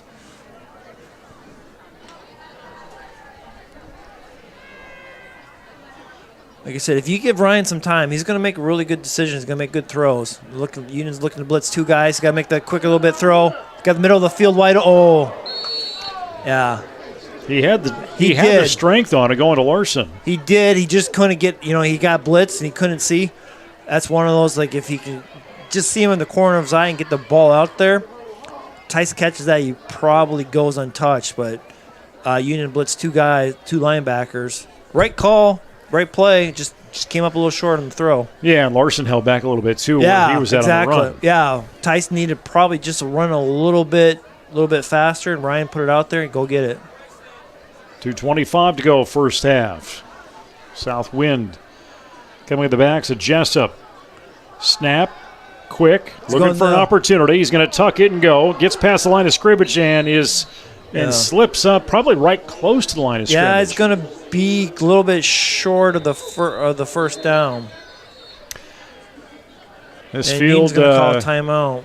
This field had the sprinklers going this morning. I did. Had the shower this afternoon, so it's probably soft out there. It probably is. I saw that this morning too, and it came in the workout this morning. I was like, and I know that usually that's when they're on, but I figured maybe they would shut them off because no one's going to be raining today. Well, they were still on at 7 o'clock when I rolled in to pick up Sauer. So yeah, and the field drains well. It's just it's just a little bit softer. Normally this time of year, usually things are more dry, but this summer and fall, well, I guess, one day of fall, but we've got plenty of rain so far, so everything has stayed green. Jesup taking advantage of Union's timeout to regroup what they need to do to try and move this offense. Yeah, Fourth down and 2. If Coach Sauer, you're fourth and about a yard and a half. Yeah, it's 4th and 2. I don't think you want to give a short field right before. Maybe come up and try to hard count, see if you get them jump the line. But we're going to look like we're going to come with the punt. I feel like this isn't going to be what we think it's going to be. Yeah, I don't. Ryland ball back to punt. And Union, they're waiting to see if they're going to call the bluff or not. Yeah, Ryan's calling it out there. It's like coming out there to see what he can do. And just really waiting that off. Are they just looking to wait and get somebody tripped up? No, he's going to wait. And Coach Sauer wants to pull another timeout. Keep rolling that clock. Technically, if you're down 2 scores or you're down 3 scores, do you want, I don't know. It's a good call. I don't know. He gambles. Goes for it, picks up the first down, then you could probably run the clock, not make sure Union gets the ball back. I don't know. We'll see. That's why we're up here and he's down there. This is the Jayhawk Sports Network from Heartland Technology. I'm Nate Klaber against Jason Pilcher. Anthony Baugh running the controls next door, along with Eric Clark on camera. We'll have high school volleyball coming your way on Tuesday. I can't be there, and I don't think Luke's going to be there either. So I think it's going to be video only. Video only. With some PA in there. And then the cross country, like we said, going to be running Tuesday as well. Yeah. So. And he's going to go for it. And he's going to pick it up. And he got the yards he needed, Preston Youngblood. Yeah. Nice. Fought through some white and red. Gutsy call and worded the up man and got the first down. Picked it up about 4 yards. Needed 2. Picked up about 4.5. Moore Larson on the near side. Dahl split out right. Drops back. Trying to find an opening. Yeah. And there is actually Kroll. Yeah. Kroll comes over to get that ball. Brian stood in there, took the hit, made the throw. Give him about 8 yards on that catch. And, I don't know if this is similar to what you saw at Oline, Jason, coming out of the gate slow and then finally getting some momentum. It is a little bit. We just got to make sure we keep it going. He's got backside. He's got, that clock right there. He did a good job. He saw it, went down. Even Sebeka had him, had that tackler get around him. Yeah. Get that loss for Jesup, moving back about 5 yards, 6 yards maybe. And Jesup taking, if they're going to take their final timeout here. I think he's got one left. Yeah, he should have one left. He called the one right before on the 4th down. Right there, that's the right plan, Ryan. He didn't have a running lane to run out of, so instead of taking a big hit, you just go down. I mean, you watch a guy like, from years, you watch Peyton Manning. Those guys, why do they get to keep playing for as long as they did? Because they try to avoid the big hit. And that's exactly what Ryan's got to make sure he does right there. On the backside, he doesn't want to take that hit. He can feel the presence there. He just got to go down. Yeah, and you're on the wrist, too, if you feel like you want to throw it away. Like getting that ball knocked out. And, and they jump on it. Yep. Larson, Kroll, near side. Far side with Moore and Dahl, and we're going to keep that on the ground as Treptow will try and move it, but he's going to see about a 2 or 3 yard loss. Yeah, he's trying to step up in the pocket, the right play he wants to make, just couldn't get out of it. If he steps through there, gets through there, he could have a nice running lane or can make a big throw, but Union collapsed on him and got the sack. And Union calls their last time out to stop the clock to try. We're gonna have to punt the ball.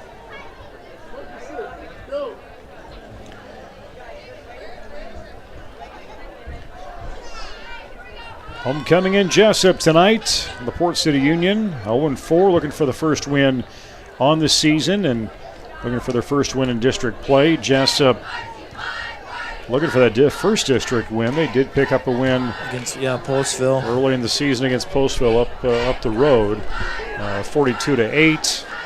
Lost the opener to Hudson, 37-0. 2 weeks ago, AP had our number, 72-19. Oline, 36-20 last week on a loss, and here's Ryland Baugh.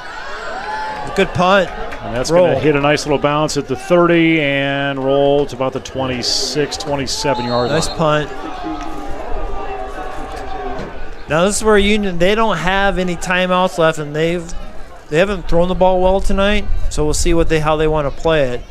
A couple, they've ran the ball well, but if they get stopped a couple and they don't get out of bounds, the clock's going to go against them. They're going to have to go and hurry up offense.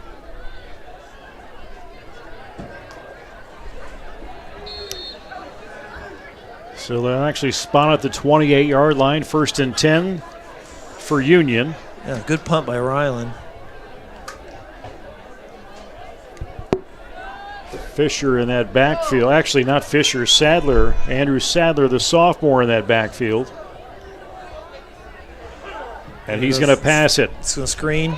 You got. Makes a little dupe. Justice Luke continues to catch and continues to run. Yeah. He's got a couple Jayhawks to get past, and he's not going to get past Brevin Dahl. No, it was a little bit of a quick pass out to him. Did a nice job. Like, you got to get that block. You got to get rid of that blocker coming out. You know that play's coming right to you. Just got to get rid of him and make the play. You can throw that guy out of your way. Under a minute to play, first half. The Jayhawks trailing 20. Looking to throw again. Going downfield. He's got a guy down the 28-0. middle. You got it. And it doesn't take much. And Logan Rosauer into the end zone. 41 yards. No, that's a play there. Throwing the ball right in the middle there.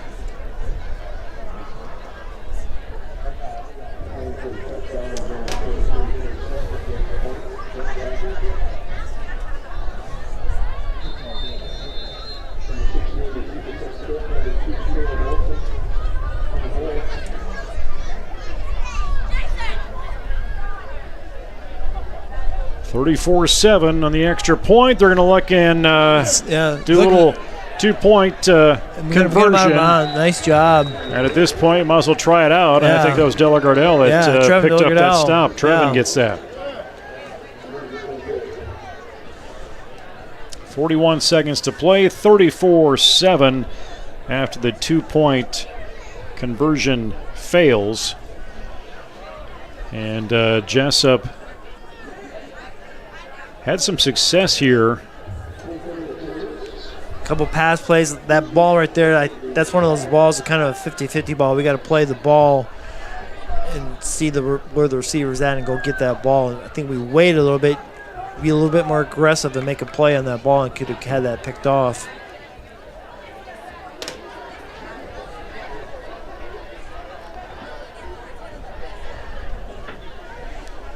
Looks like local scoreboard. Beckman's up 62-0 on Postville. Wapsi's 13-0 in Hudson. And let's see what else is up in the area. AP's only up 14-6 against South Hardin. Dyke's up 42-0 on East Marshall. I think they both went up one spot in 1A rankings, football rankings this week. Trying to see what anything else local around here. 41 seconds to play, first half.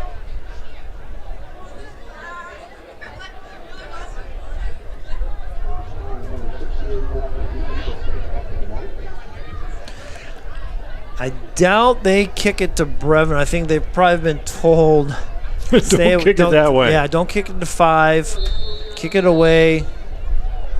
Kick it to the end zone. I mean, this is where you see where he wants, but I would think you don't want to kick it to number 5. Rzicka, the kickoff. Youngblood, Dahl in that backfield, and it's going to come over. Preston, Preston will have it. Brevin's going to take a block, and Youngblood's going to get just manhandled and tackled about the 25-yard line.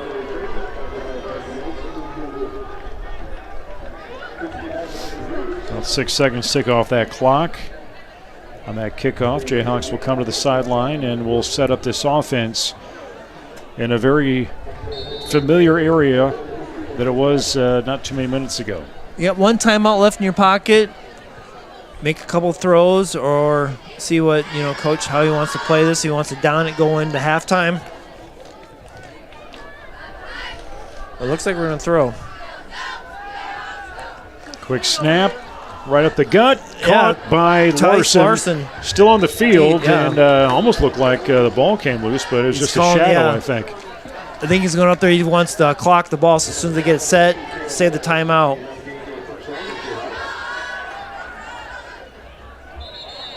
So he'll do a quick knee, lose a yard on that.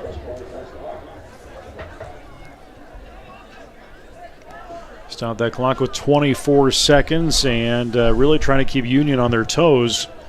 Looking for that big play. We definitely have the speed. It's, again, like you've said, Treptow getting the time to throw it. He's got to get that time to throw it. He's got really good pocket presence. I mean, I've said this before. I'm really impressed with how he's played, coming in as this, coming into the season, I don't think he was projected probably maybe to be the starter, but a couple kids didn't go out, but he's done a really good job, and he stepped in and made the job his.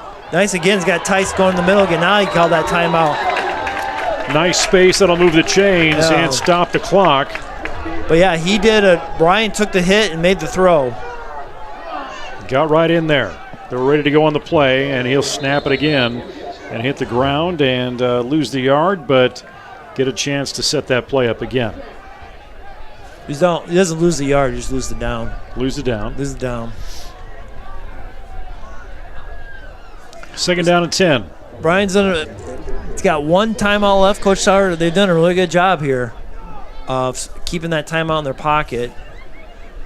Now he's at a spot where he could probably throw something closer to the end zone, to the sideline. I mean, I guess that's where you kind of want to see where you got Nick Moore, or he's going to look at the sidelines there. He's going to go. There he goes. Brevin Dahl with that catch, he gets out of bounds. That's where he needs to be, about the 32-yard line. Good play, right on almost from the left side, throwing that right hash. Nice throw by Ryan. Continue to make progress. Union struggling to make the quick adjustments. Third down and about 3. Another snap. Left side, there's Tice. He's got 2 to get by, gets past the 29-yard line out of bounds. And they'll mark him at the 30, actually. Yep, it's going to be a first down. 6 seconds. Last chance.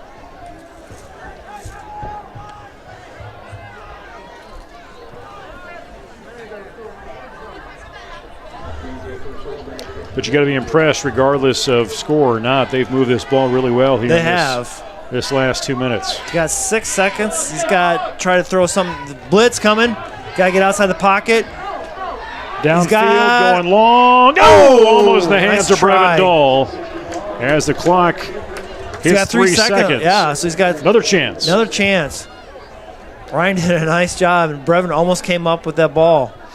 Good heads-up awareness by Treptow, knowing where he was, and then being able to look downfield and see one of his receivers, very much almost open. Almost open and made the throw in, and then Brevin just couldn't come up with the catch.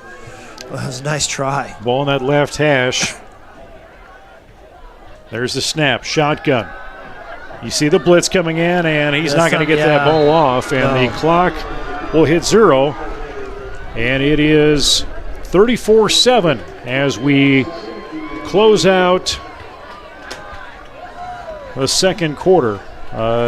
Union picking up 3 scores in this half. You had Wilson with a 9-yard. They had a 3-yard run in. Fisher had a 70-yard carry, and then. Was it a 41-yard that ended up having Logan Rosauer get in the end zone to make it, again, 34-7. But, there's looking for a little bit of shining moments here, and talk about a hurry-up offense and success they had there. Yeah, I mean, like I said before, you have a sophomore, and he led down the field. He made some really good plays. Almost got a touchdown out of the deal, and a couple more plays left. We had a couple more time left in the clock. Could have made a couple more throws, made the end zone, but really good pocket presence, and he did a really good job. And the line gave him time, too, so that was really good to see. So as we get into our halftime, it's an extended halftime, as we are going to turn the broadcast over to public address announcer Darren Treptow as we honor our homecoming attendees here in Jesup.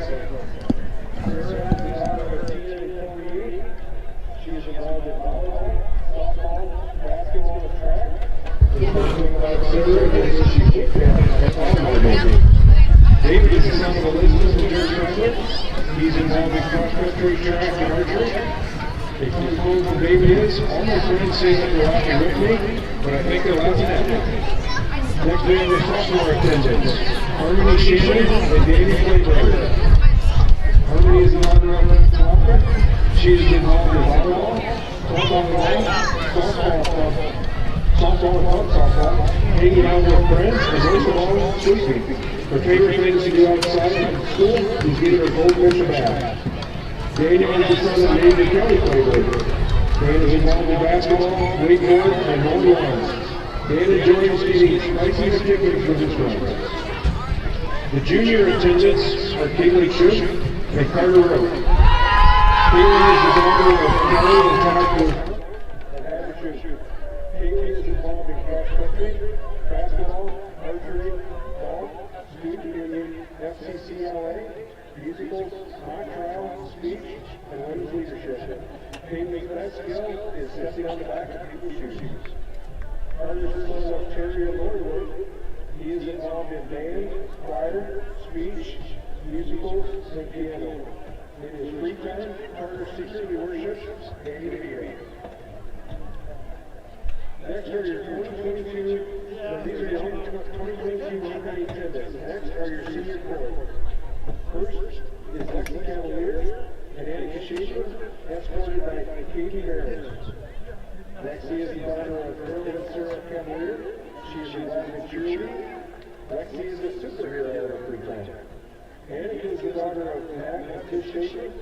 She is involved in band, archery, football manager, softball, and golf.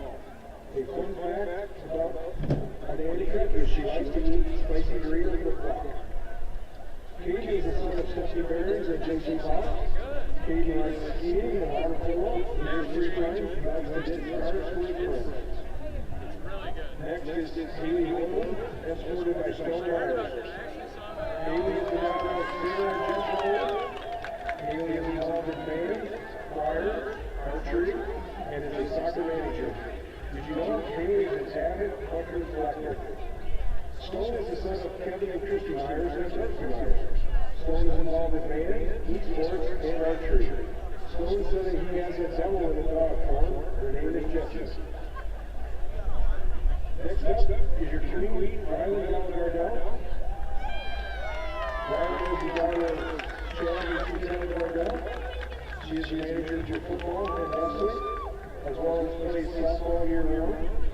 Riley is proud mom of her friend group. Our next group would be Olivia Baldwin. She is the daughter of Luke and Kerry Baldwin. She is escorted by Brandon Ball. She is involved in cats, volleyball, and coaches volleyball on the weekends. Olivia likes to bull ride. Ryan is son of Susan Durham. Ryan is involved in soccer, basketball, and baseball. Did you know that Ryan won Dancing with the Stars last season? And finally, Brevin Ball is your king. He is the son of Rachel Ball and Dirk Ball. Brevin is involved in football, basketball, and baseball. And he enjoys learning Italian in his free time. Please give a round of last is Elena Harris, escorted by A.D. Holly. Elena is the daughter of Jason and Lori Harris.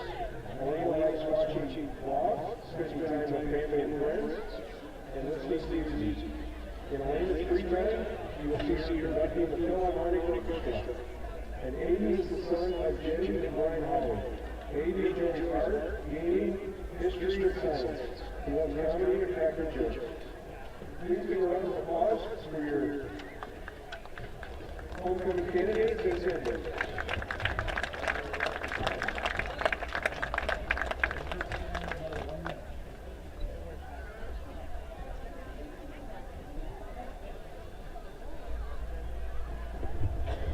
Okay, welcome to our 2022 Jesup Marching Band Halftime Show. Tonight the band is sporting their new blue and orange overalls. The band would like to thank the Chamber of Commerce for their generous donation. Tonight we'll be taking it back to scrunchies, leg warmers, perms, and neon colors. The first song in the set is a classic. Get ready to be rickrolled with Never Gonna Give You Up.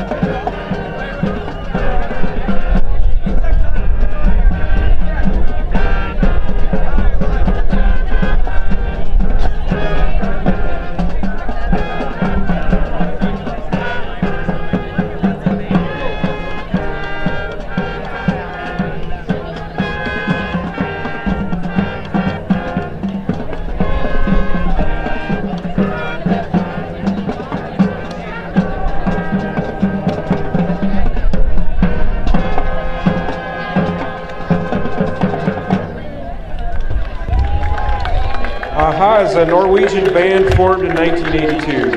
This next song earned the band a Grammy nomination for Best New Artist. Enjoy Take On Me.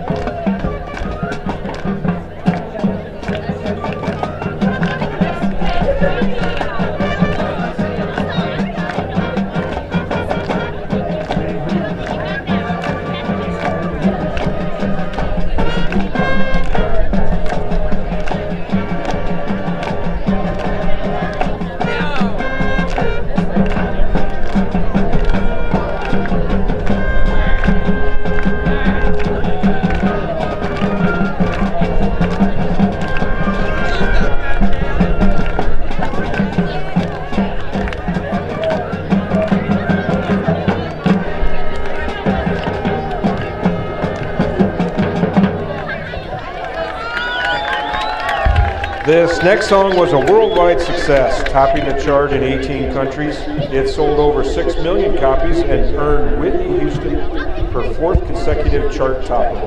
This song earned a Grammy Award for Best Female Pop Vocal Performance. Here is I Want to Dance with Somebody.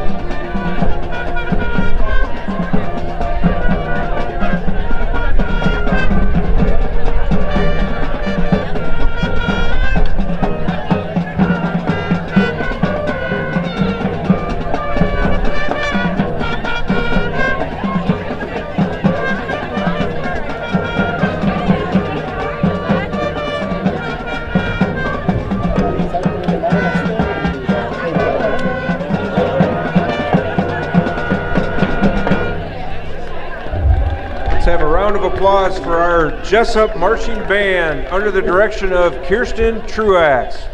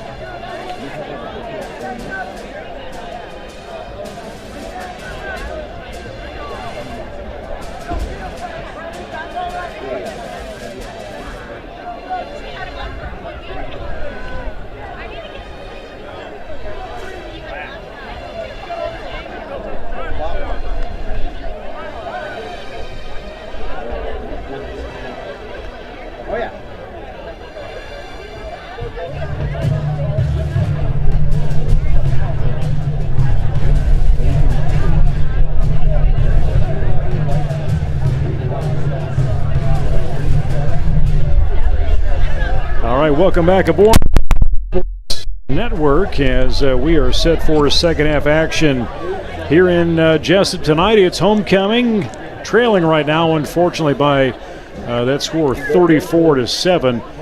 Jesup's only score has come tonight based on a kickoff return that Brevandal took about 75 yards or so to the end zone. Nice return. You know, we had a pretty good momentum drive there at the end. We just came up short. Nice little minute and a half drive by Jayhawks. You know, we're going to kick the ball off to Union.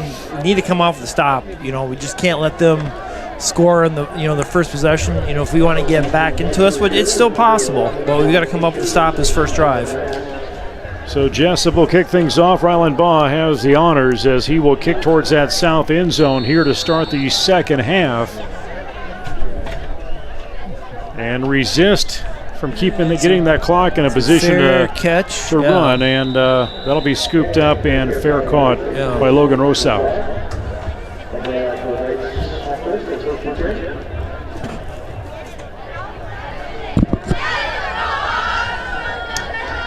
So this is where we got to come out here right away. We've got to get a stop. You know, you don't want them to go up.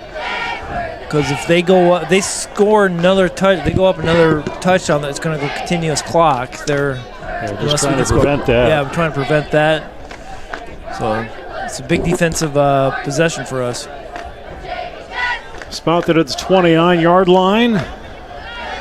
And quick handoff as they're going to move around with Jordan Fisher. And we saw him have quite the first half as he gets a first down. Kind of come right to it. Their bread and butter, just going off the right side. Just give him the ball and see if he can get around that corner.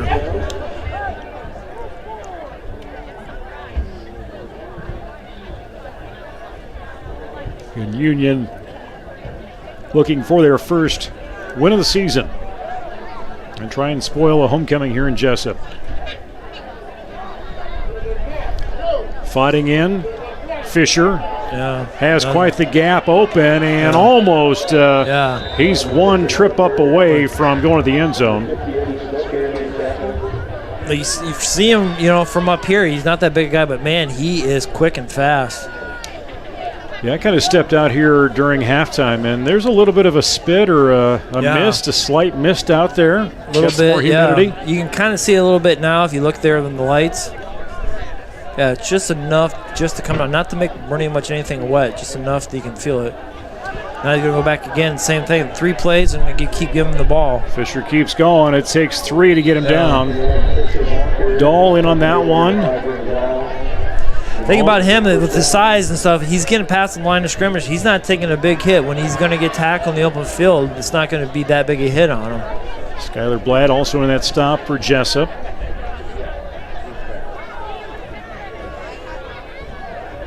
Andrew Sather will come in with the play offensively for Union. It is 1st and 10. They are in Jesup territory again at the 27.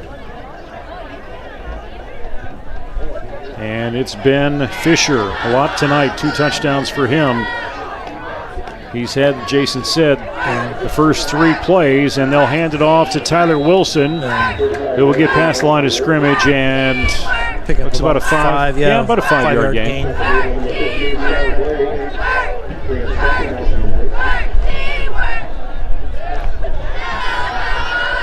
10:15 to go in the game. Actually, in the third quarter. As Jason said, you got to watch that. You get that 35-point margin. Yeah, it's that running clock, and Jesup's had way too much of that this season. Yeah, you're trying to right now, Jack. That's what you're trying to stop. You want to get a stop, but you don't want that continuous clock. In a motion, Fisher has it. We're going to hand it off instead to Tyler Wilson, who tries to snake through the line. Maybe a slight gain. 3rd down. Yeah. And we've got a player. It looks like his shoe field came off. Maybe not. It looked like he's trying to put his shoe back on. A little bit of a, I don't know. And that on the field is going to be J.D. Sadler, sophomore. And that was a cramp up or just a little left ankle strain. I'm not sure. Or calf. Look ahead on the schedule coming up for the Jayhawks as we talked earlier. He's walking off, so that's good. And walking off on his own. High school volleyball tournament up at Decorah tomorrow. Homecoming dance begins at 11 in the South Gym tomorrow. Begins at 11 or ends at 11? How about 8 o'clock until 11? I was like, man, that's pretty. I mean, us old people can't stand that. My brain skipped a little bit. Like maybe some of the kids would like at 11 o'clock. Oh, they'll keep it going after hours, I'm sure. I was already getting wind of potential extracurricular activities happening after the football game. Oh, from your 16-year-old? Yeah. You're up the middle again. And Tyler Wilson. Again, Wilson is 6 foot, 200-pound senior at linebacker and running back. Right now, Union's, it's kind of been the story all year for, they're controlling the line of scrimmage, and that's where we've got to get a lot better at, is up front a little bit. We've got to get a little bit more tougher and shed those blocks and trying to don't let them get so fast going upfield. Under 9 minutes to play. Third quarter, 8 seconds on that play clock.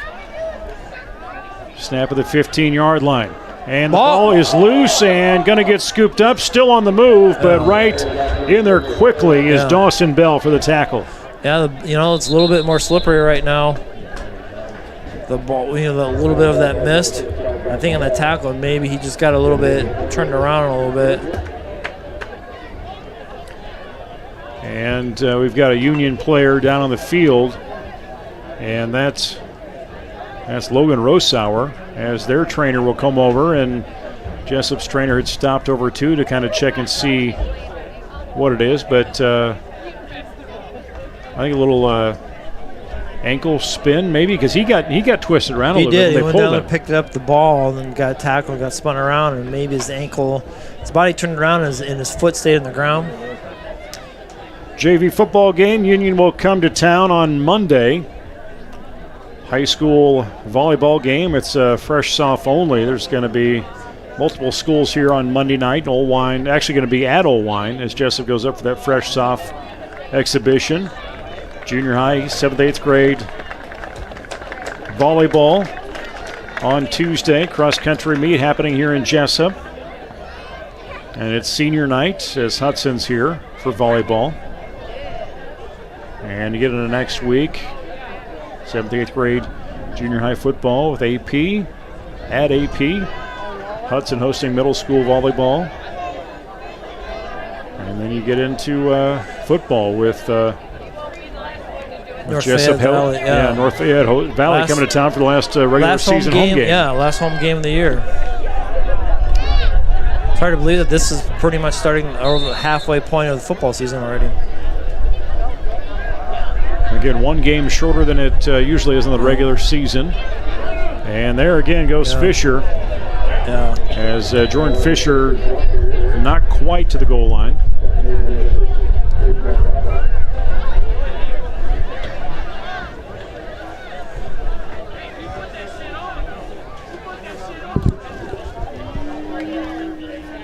Gonna put the ball right on the 2. It's going to bring 3rd and 2 right on pretty much right on the 5-yard line.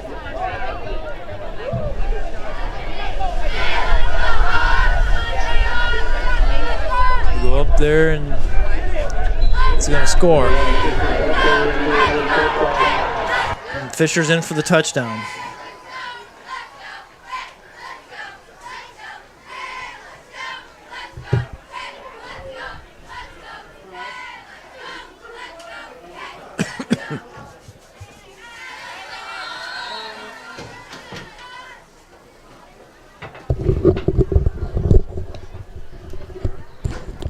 I don't know how bad it's gotten when our crew isn't even listening to us anymore. Oh, they weren't? Well, I said, let's turn down that crowd mic a little bit because we could hear nothing but wind. Yeah, I was wondering there, and then I was like, Or they're not even listening. And I could heard the student section say a few things. And it was like, Yeah, there was some language. yeah. And we're going to hold him short. Good.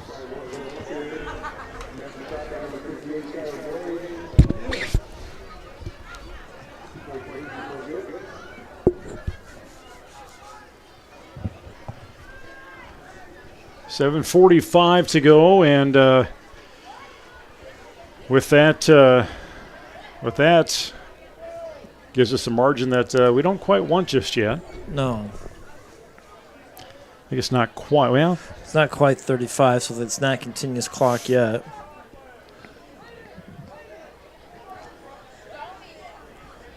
so that score, Jesup just has a rough answer for Jordan Fisher. You know, they get hammered in that backfield, and it's hard to stop them. It is. I mean, that's like I said earlier. I keep saying is like you got to get some penetration up front. You just can't let him get.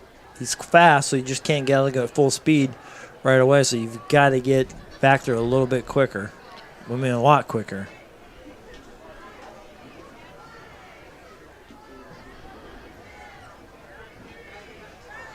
Bring up this kick return team. And would it be enough to can you kind of trick that kicker and quickly flip-flop Youngblood?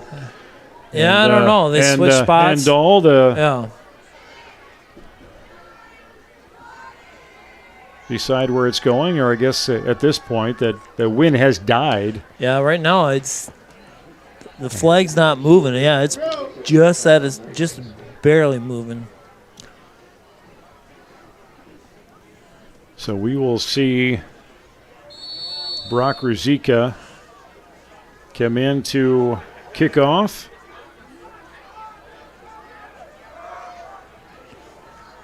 From the 40, he gets a hold of it. Dahl has it, hits it high, about the 4, and gets past the 20, goes up the middle, and he is still on his feet, and Union just keeps attacking and finally gets him down about the 11. 4, 5, about 7 guys back there. Gotta go a little bit. Gotta give him some time if he gets past those guys, but he's got to get some time to make a move.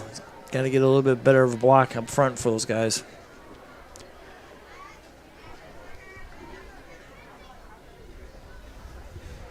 So place that on the 11, maybe 12-yard line when you look at it from here. 1st and 10.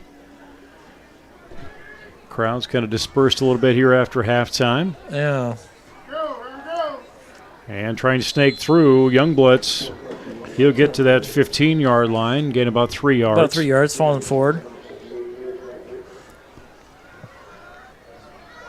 Give us a little bit more breathing room if we've got to pass. So try to keep, out of the end zone. You don't want to pick up that safety.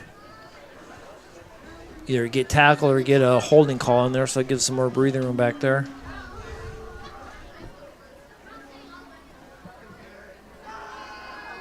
And looking to pass. Yeah, he finds Larson. Larson's going to be a short pass. Tight coverage on defense. Trevor Clark, sophomore, right there. Yeah. And linebacker quick to cover. Make the stop.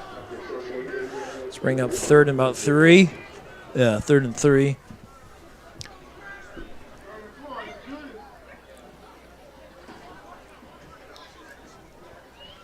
$20-yard line is where that will be. Or just shy. Dahl and Moore on the near side. He's going to look left. Treptow is. Snakes out of a tackle. Go to that good play sideline as he gets past that first down marker. Yeah, nice play. Good read by Ryan. Took the rush and then got the out of bounds and got the first down. Good read. Got some good protections. Yeah, he got some good protections and stuff. And, I keep saying he's pretty poised, as a kid. This year it's going to help him out, too. This year he's going to become, playing a lot more varsity basketball this year. He's got, a nice little keeper. Ryan's got some room. You turn it on. He's going to dig in. He's at the 40, at the 30. Union trying to catch him. The margin is shrinking, and he but he makes it. 75 yards. Nice Treptow. play. Faked to Preston Youngblood going off the left side, and Ryan Kepton went off the right tackle and scored the touchdown on the long run. Nice play. And just when you think you're out of it. Yeah, nice play. And I believe that is his third touchdown on his own this season. Yeah.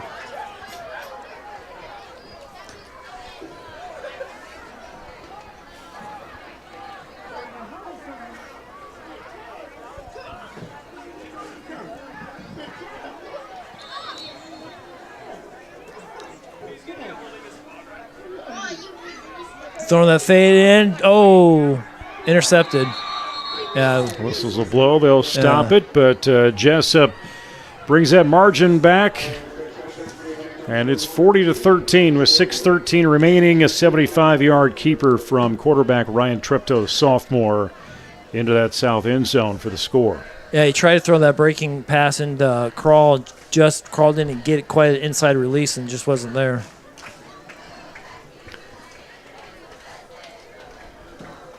So bring him back down, get him set with Coach Sauer sitting at that 50-yard line. Again, head coach of the Jayhawks, Tim Sauer, assisted by Rodney Selesky, Jordan Hoffman, Paul McCone, Aaron Schutte, all on that staff. Middle school-wise, Jason Sullivan involved in supporting that crew along with Schutte. He's been a fixture out here for a long time. Schutte has on a lot of things. Helping out with football, high school, junior high school track, girls track forever. Helped out with softball a couple years ago. So, yeah, Schutte, he's paid his dues. He's helped out a lot with the school, with the programs. Union head coach Jared Papasil and Scott Denner, the assistant coach for the Union Knights. Again, they're seeking their first win on the season and trying to get a win here in district play. Jesup will tee things up at that 40-yard line. Ryland Baugh set to kick off. And you're back to return. Jordan Fisher along with Briar Mast to return in that backfield as they line up staggered just inside the 20-yard line.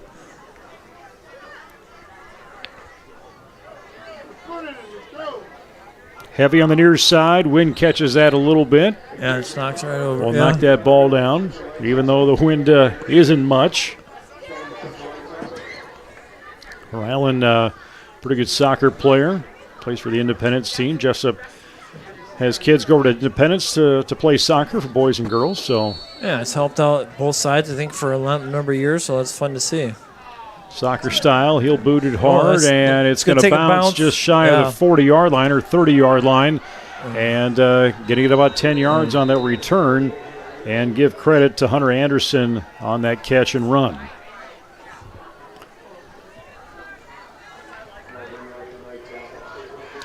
So Union spotted at the 45 in the center of the field, and that's been a consistent place for the Jayhawks, or actually of the Union Knights, where they've started. Yeah, they've started right around there, usually about on their own 45. So, yeah, they've always started all the possessions up close to midfield. Draw. High snap, going to grab it good. And there's, again, Fisher gets it and goes. I don't think right there that's an automatic run. He's not looking to throw the ball. No. He just get the snap and he's going. That's like that old quarterback power play. You're just go right there as soon as you get it. You know, you've got the guard pull out in front of them and leading the way. Andrew Sadler, the sophomore, again in that backfield. Dries his hands. He's looking for that snap. Shotgun. Quick handoff in that backfield. And moving it forward is Tyler Wilson. Actually, not Wilson on the carry. It's actually Hunter Anderson on the carry. First down for the Knights.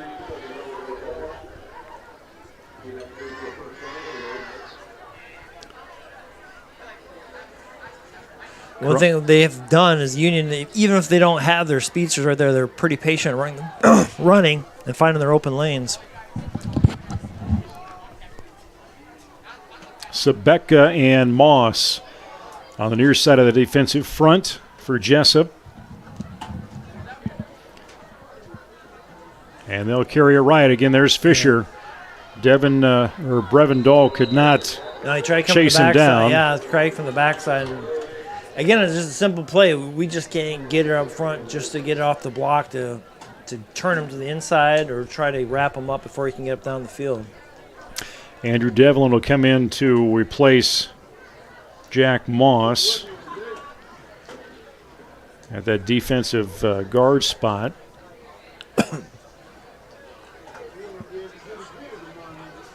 And Union will bring one near side spread. And again, Fisher in motion. And there's, we haven't seen a flag second half, I don't think. No. Till now.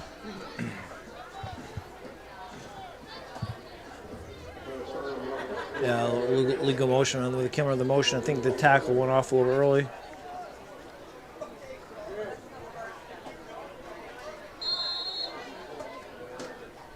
Move that back. Second down and 8.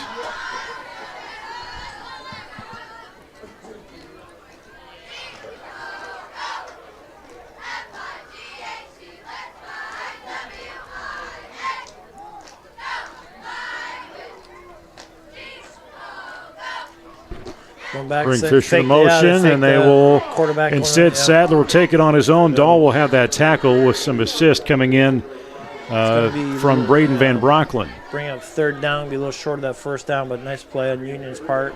Fake that jet sweep, and the quarterback goes right up the middle.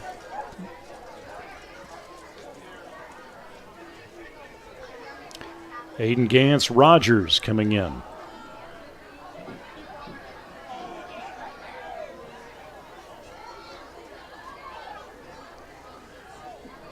Really tight on that defensive front, and Fisher gets around that backside and gets about 7-8 yards in the first down. Yeah, I mean, for a standpoint as a fan watching him, he's fun to watch. I mean, he gets around the field. Not try to compare him, but he's got that Tim Dwight look to him. Or, it's probably not as muscular, but he's got that small frame, quick and fast. So just kind of that scat back type guy. But yeah, he's fast and quick. And he's got counterparts in that offense that are giving him running lanes to be in. I don't know what he's got for yards tonight, but he's got to be close to 150 or so, probably right up out there, I would guess. Take that counter. And right, head down, pushing it forward. Yeah. And Hunter Anderson, you heard the crack from up here. Lower the shoulder on him.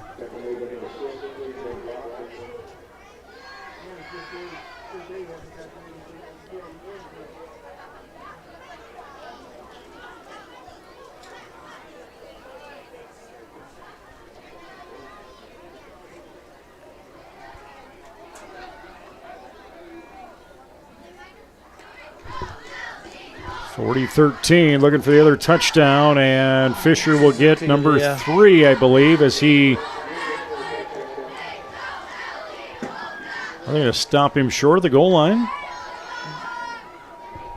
I think. Or no, it did go through. I never saw arms go up. Did you? No, did I? No.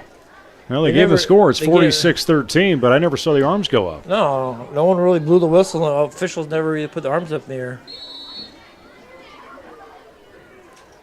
That's supposed to be the fun part of the job. I thought. Exactly. Yeah. You're waiting to do that. Yeah.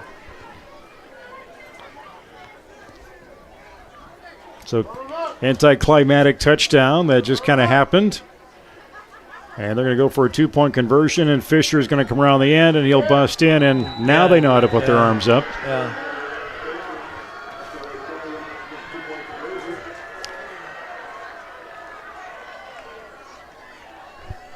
So we still are in this third period, and this 2:19 mark, Union gets that run in. And we're sitting at 48-13, and we are at the 35-point margin, Jason. Now, we'll go continuous clock unless we call timeout or possession changes. That's the only time as far as, when if they kick off or we kick off. Other than that, even if we run out of bounds, the clock runs. So as soon as this, kick off, then it'll go continuous clock unless we can score.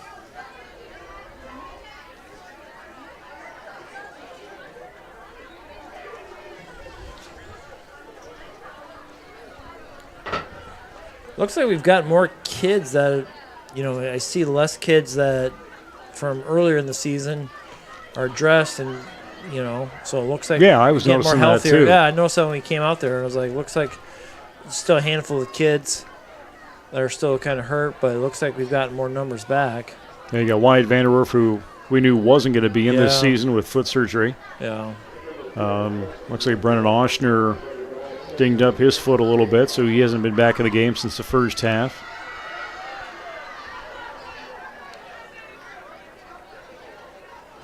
And Jesup making sure they are filling every hole they need in that 11-person list. So Braden Van Brockling gets a call to make sure that there's a slot covered on the kick return team.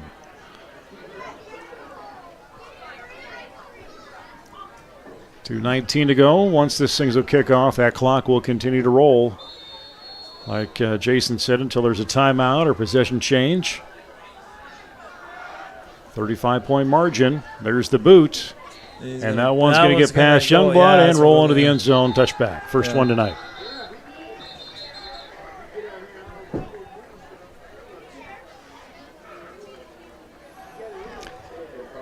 I'm Nate Clayberg. That's Jason Pilcher, Anthony Bond, Eric Clark on the other side of the wall, running things, cameras and controls here on the Jayhawk Sports Network from Heartland Technology. Thanks for joining us tonight. And throughout the year for the broadcast, we will have North Fayette Valley. Luke Baldwin will be under headset here, if he remembers. He told me because I saw him here at halftime, and he goes, "Are you up in the box?" I said, "Yeah, where else would I be?" And he goes, "Oh, yeah." So, oh, yeah, that's next week. Yeah. He did say it was in his calendar, so whatever that means.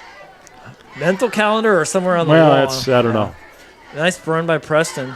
And he just keeps rolling through, and he'll get 6 or 7 yards. Preston Youngblood on the carry.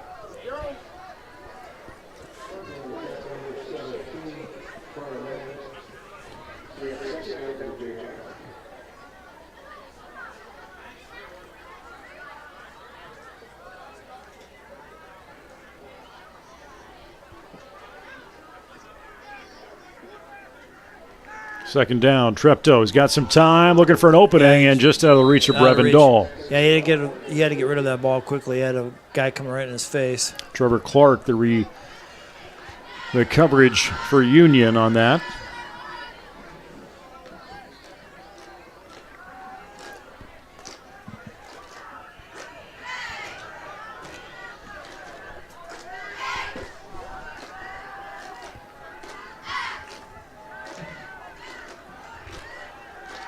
Linebackers are Third blitzing. down, and it pressure's on, and he is just going to get souffled in that backfield.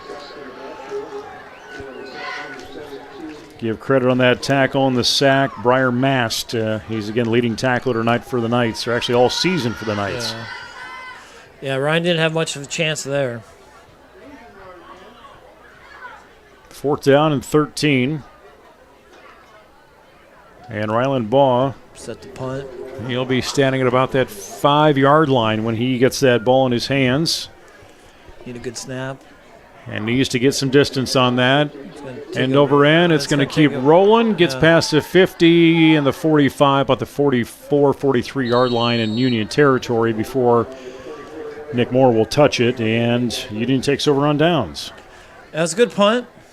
It's a nice bounce for us. We've got to make sure defensively runs continuous clock. So as soon as they set the – well, actually, it doesn't stop. I forgot in here. It just runs continuous unless there's a kickoff, when they're getting set for but AFO punt.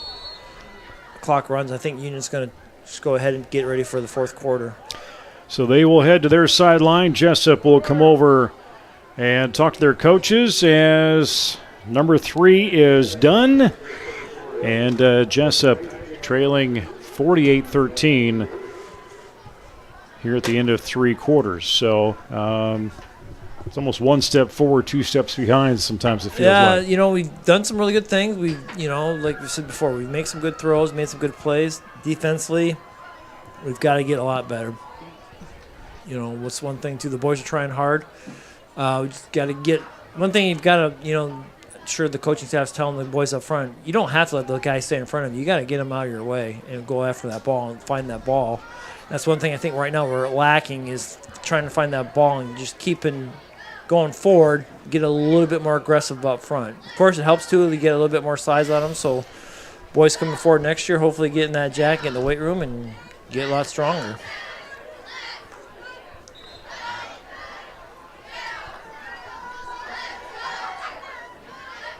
And we're playing football, and I'd also keep an eye on Major League Baseball home run races out there between Pujols and also the Yankees trying to. I think I'd rather see Pujols hit 700 than Judge hit 61 or whatever. I'd rather see that. Yeah. Because I guess I was actually talking to Jace today about that. I said I think Ohtani's probably still would be MVP maybe. I don't know. For what he's done the last 2 years, I don't know. It's tough to do. But he doesn't play in New York and doesn't play for the Yankees. Funny how that works. Yeah. First and 10, Union has it as they will again carry that ball. And Hunter Anderson, the ball carrier. Little delayed handoff. About a 7-yard pickup as he's into Jesup territory at the 49. And Jesup will look to the sideline for what kind of defense they feel like they need to be ready for. But again, this is one of those games or one of those seasons, and we talked about it early on, and Coach Sauer talked about it on Jayhawks in the Move of, we can't really say they're inexperienced now. You've got freshmen, sophomores, juniors that have gotten more snaps than kids, their counterparts in other schools. Exactly, and that's a good point. It was like some of those kids, because of the numbers they have or the situation they're in, they're not getting enough snaps. And you're over halfway point of the season right now, so, Coach Sauer, he's 100% right. Just can't, I don't say use the word excuse, but yeah, now you've seen how the game's played a little bit, how the varsity level is played. Now it's time to go out. They've gave you the instruction to go out and play. Moving clock under 11 minutes now. Again, a 35-point margin makes that clock move. We've seen it, unfortunately, too often this season. Continue to roll as Hunter Anderson gets the carry. And he get forced out of bounds shy of the first down is what it looks like. Yeah, we had him in the backfield. We just couldn't bring him down, and he did a nice job going forward and broke the tackle and got a first. Yeah, it looked like he should got it. Well, he's a little bit short of the first down.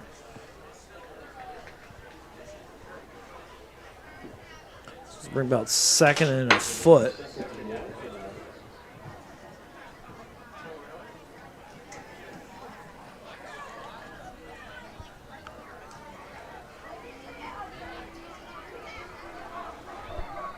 Ten-minute mark, clock moving. 5 seconds on that play clock. Union taking their time. There's finally the snap with 1 second to go. And that's hard better, hit on that end. And Tyler Wilson struggled. Yeah, it's going to be short of the first down. The guy actually going to lose a little bit.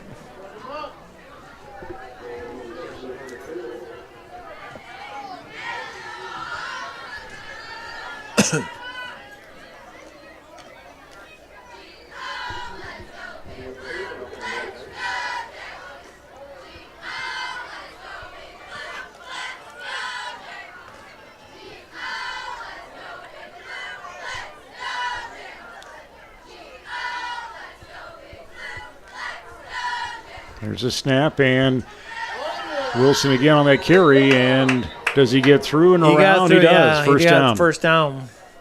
But defensively, those are a lot better plays doing up front. We were a lot better in those 3 possessions.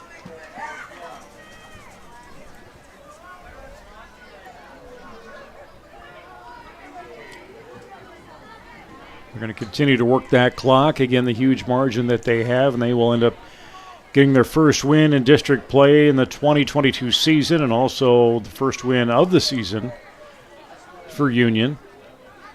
Again, I think they may have less numbers than we do on their sidelines. It looks like, unless they didn't bring some of the kids with them, but normally, unless you'd probably bring everybody that you could. So you never know. Of course, with a football game, especially if the numbers are low, you never know if kids get hurt or score indicates that you can get some of those players some more experience, get them in there and play.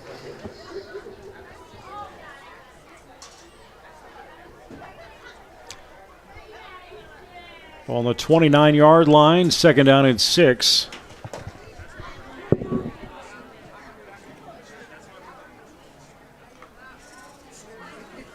And I expect to see a run from Wilson. I would think that's probably on number one. And there he is. Finds the opening and give Jesup credit on the tackle with Skylar Blad. My clue is Jordan Fisher came by, tapped him on the back, and I'm like, okay, He's getting that the ball. that was hey, Yeah. you're gonna do this. You're going to do this.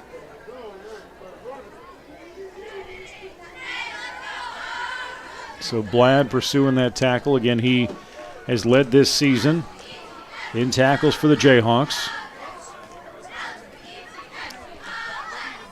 Caleb Olson into motion. There's Fisher. Comes around that backside, and again Olson or Wilson gets the call.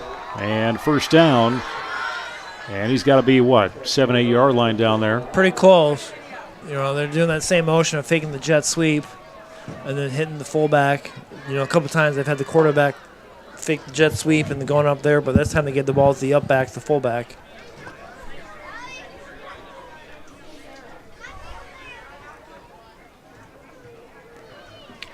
First and goal on the 6.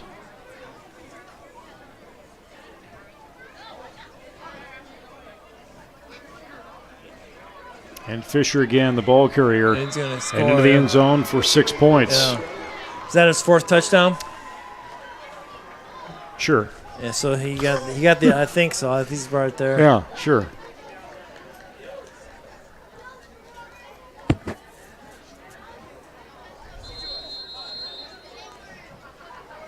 Which has surprised me. They have kept their starters basically in an offense Yeah, the entire game. Maybe get them a little bit more experience. As, you know, they maybe, you know, as far as going on the season, maybe they just realize what's going to happen. But Yeah, they're going to try Bad and do snap, another and we're gonna 2-point have- option, and Yeah. that misstep is not going to work, and Jesup will stop them short, and even Sebeka right there for the tackle. yeah, bad snap on Union's part. We were there and stopped the 2-point Or conversion. Evan, I should say, not Sebeka. So, 54-13 is the score as Jesup makes their way back to the 50-yard line where Coach Sauer is. That clock does stop because of change of possession. Yeah, I don't think on a punt it does, but on a kickoff it does. Again, looking at the rest of the season, like we said, last home game is coming up, a regular season home game, which is odd to say at the end of September, against North Fayette Valley next week. Then we go on the road to Waukon on the 7th, and then Dubuque. Wahlert Catholic. They played that over at Loras College on that field. I think so. I think they share. If I remember right from hearing that, I think Loras and Wahlert, the Catholic college and the Catholic school share a field together. And that's a nice facility over there. Yeah, really nice. So that'll be their senior night, parent night on the 14th, and then you get in the 21st, and that'll be the opportunity to see what Jesup. You automatically get, a first-round game just like you do in basketball, right? Yep. No, That was yeah. the thought. Give you a chance to see what you can do come postseason, or given that opportunity, and which is interesting because you might have some teams slow to start and end the season strong. But the advantage of winning the district is, I think, you get that first round bye.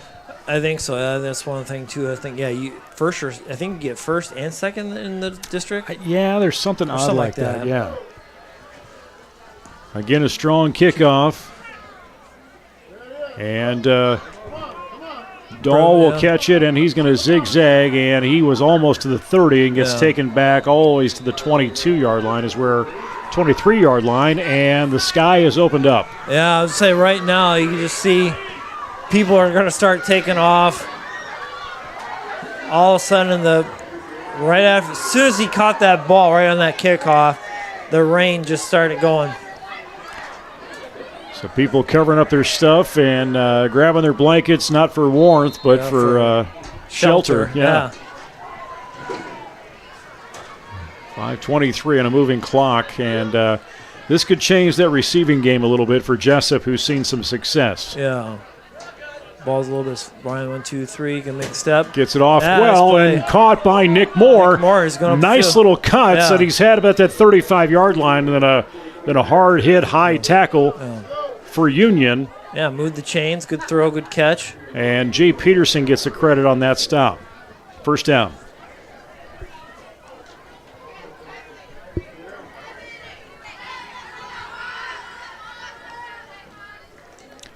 A nice little catch and stop and go from Nick Moore in that catch.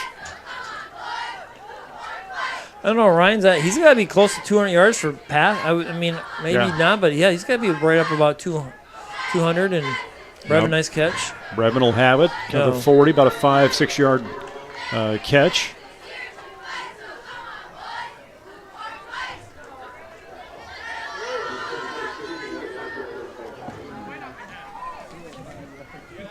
Five or 4:16 to go. Jesup looking for some small wins here. Let me see if we can get another touchdown here before the game's out. Make that score look a little bit better. He's throwing the long throw down. Dole just a yard away from where he needed to be. He had him, just overthrew him a little bit.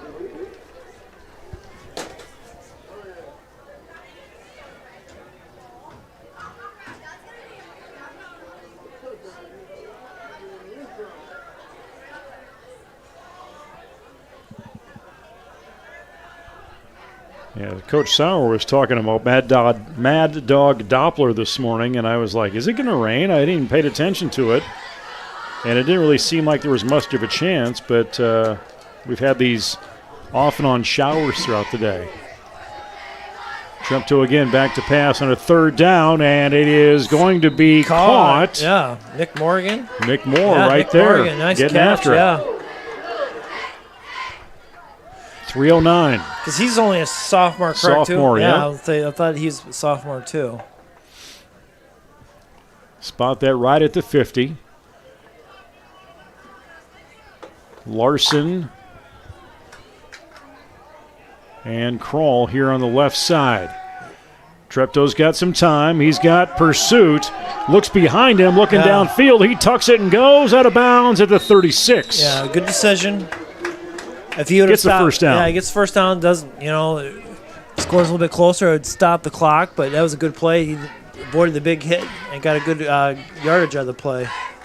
If he'd have stopped and tried to make that throw, that Union lineman was coming right after him, I don't think he would have got that throw off. So they're actually going to spot it at the 35. Treptow downfield again, left side, and Tice just was not ready to go that direction. No. I think he was just trying to lead him a little towards that sideline. Yeah, trying to lead him to the sideline. Under 2 minutes, just like the end of the first half. Trying to get further than they were able to at the end of that period. Be nice to end the game for the Jayhawks if they get a touchdown. Little low handoff, tuck. Youngblood will take it and go. And nice, yeah. I don't know if he's quite where they're going to mark that, and they're going to say first down. First down. He did get past it.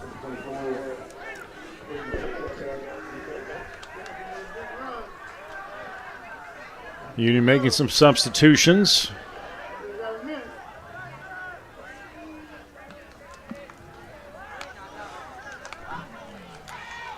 $1:14 to go.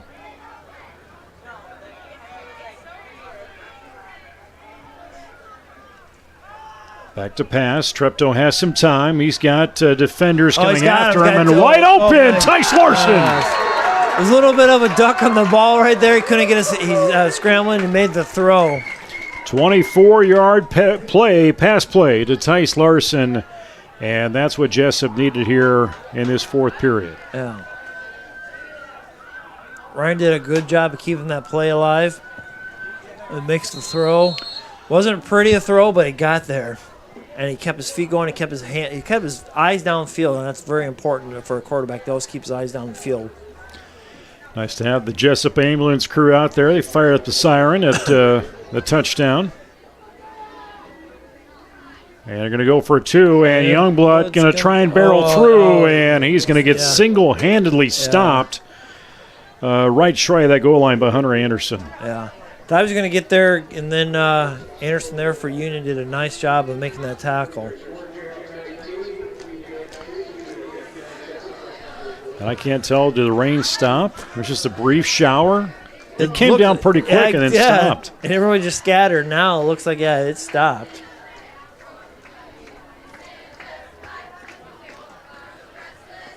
So move back to the other end, and Larson didn't have any coverage on that reception where he was at, but Treptow, they were coming after him, and he's definitely gotten experience this year in the number of reps, the number of snaps that he's been at quarterback. Again, coming in, I don't think he expected to be the starting quarterback based on the personnel that we thought were coming in. Coming in from last year. I mean, Ryan did a nice job, and I think even starting camp when they started, I thought, they thought we would go another way, but they thought this gave them the better chance offensively, and I think it's been the right call. Putting, Brevin played quarterback last year a little bit between him and Parker McComb, kind of split some time. But putting Brevin out as trying to catch the ball and get the ball in more in his hands out as a playmaker position has worked really well. And Ryan's really stepped into it and made some really good throws and really good decisions. The scoreboard doesn't, see that so much, but if you went back and watched game film and some of the plays and some of the things that he does, he's done some really good things. 60-19 is the score. Jesup will move on in the season with a record of 1-4 overall, 0-2 in district play. Union gets the first win. They go 1-4 and 1-2 in district play. Onside kick, and then Union's gonna get it, and we'll see what Union does because now the clock starts. Yeah, as soon as they get the ball off of the kickoff. So Union's just got to run basically one play so they can down if they want, which who knows.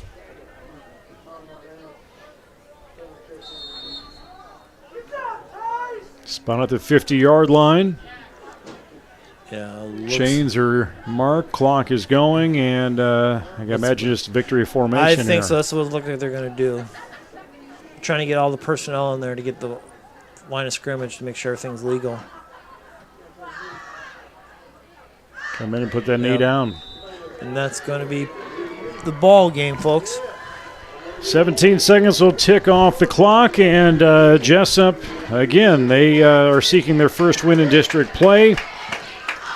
Again, coming up, North Fayette Valley is the opponent next week. Last regular season home game. Again, it's going to come down to, do we get a home match? I would say at this point probably not, depending on how things go. Yeah. That usually goes towards the team with a better record. They give that advantage too. Yeah. Unless Jesup really can make some exciting things happen here the rest of the season. Yeah, hopefully you're hoping around. You don't have to travel that far, a little bit more of a closer game for that first round game, so hopefully that happens. So Jesup, again, next week, we'll have the broadcast for you here on the Jayhawk Sports Network from Heartland Technology as Jason Pilcher gets the honor of having Luke Baldwin up here in the booth. I think that's the word I was meaning to choose or had to choose. I don't know.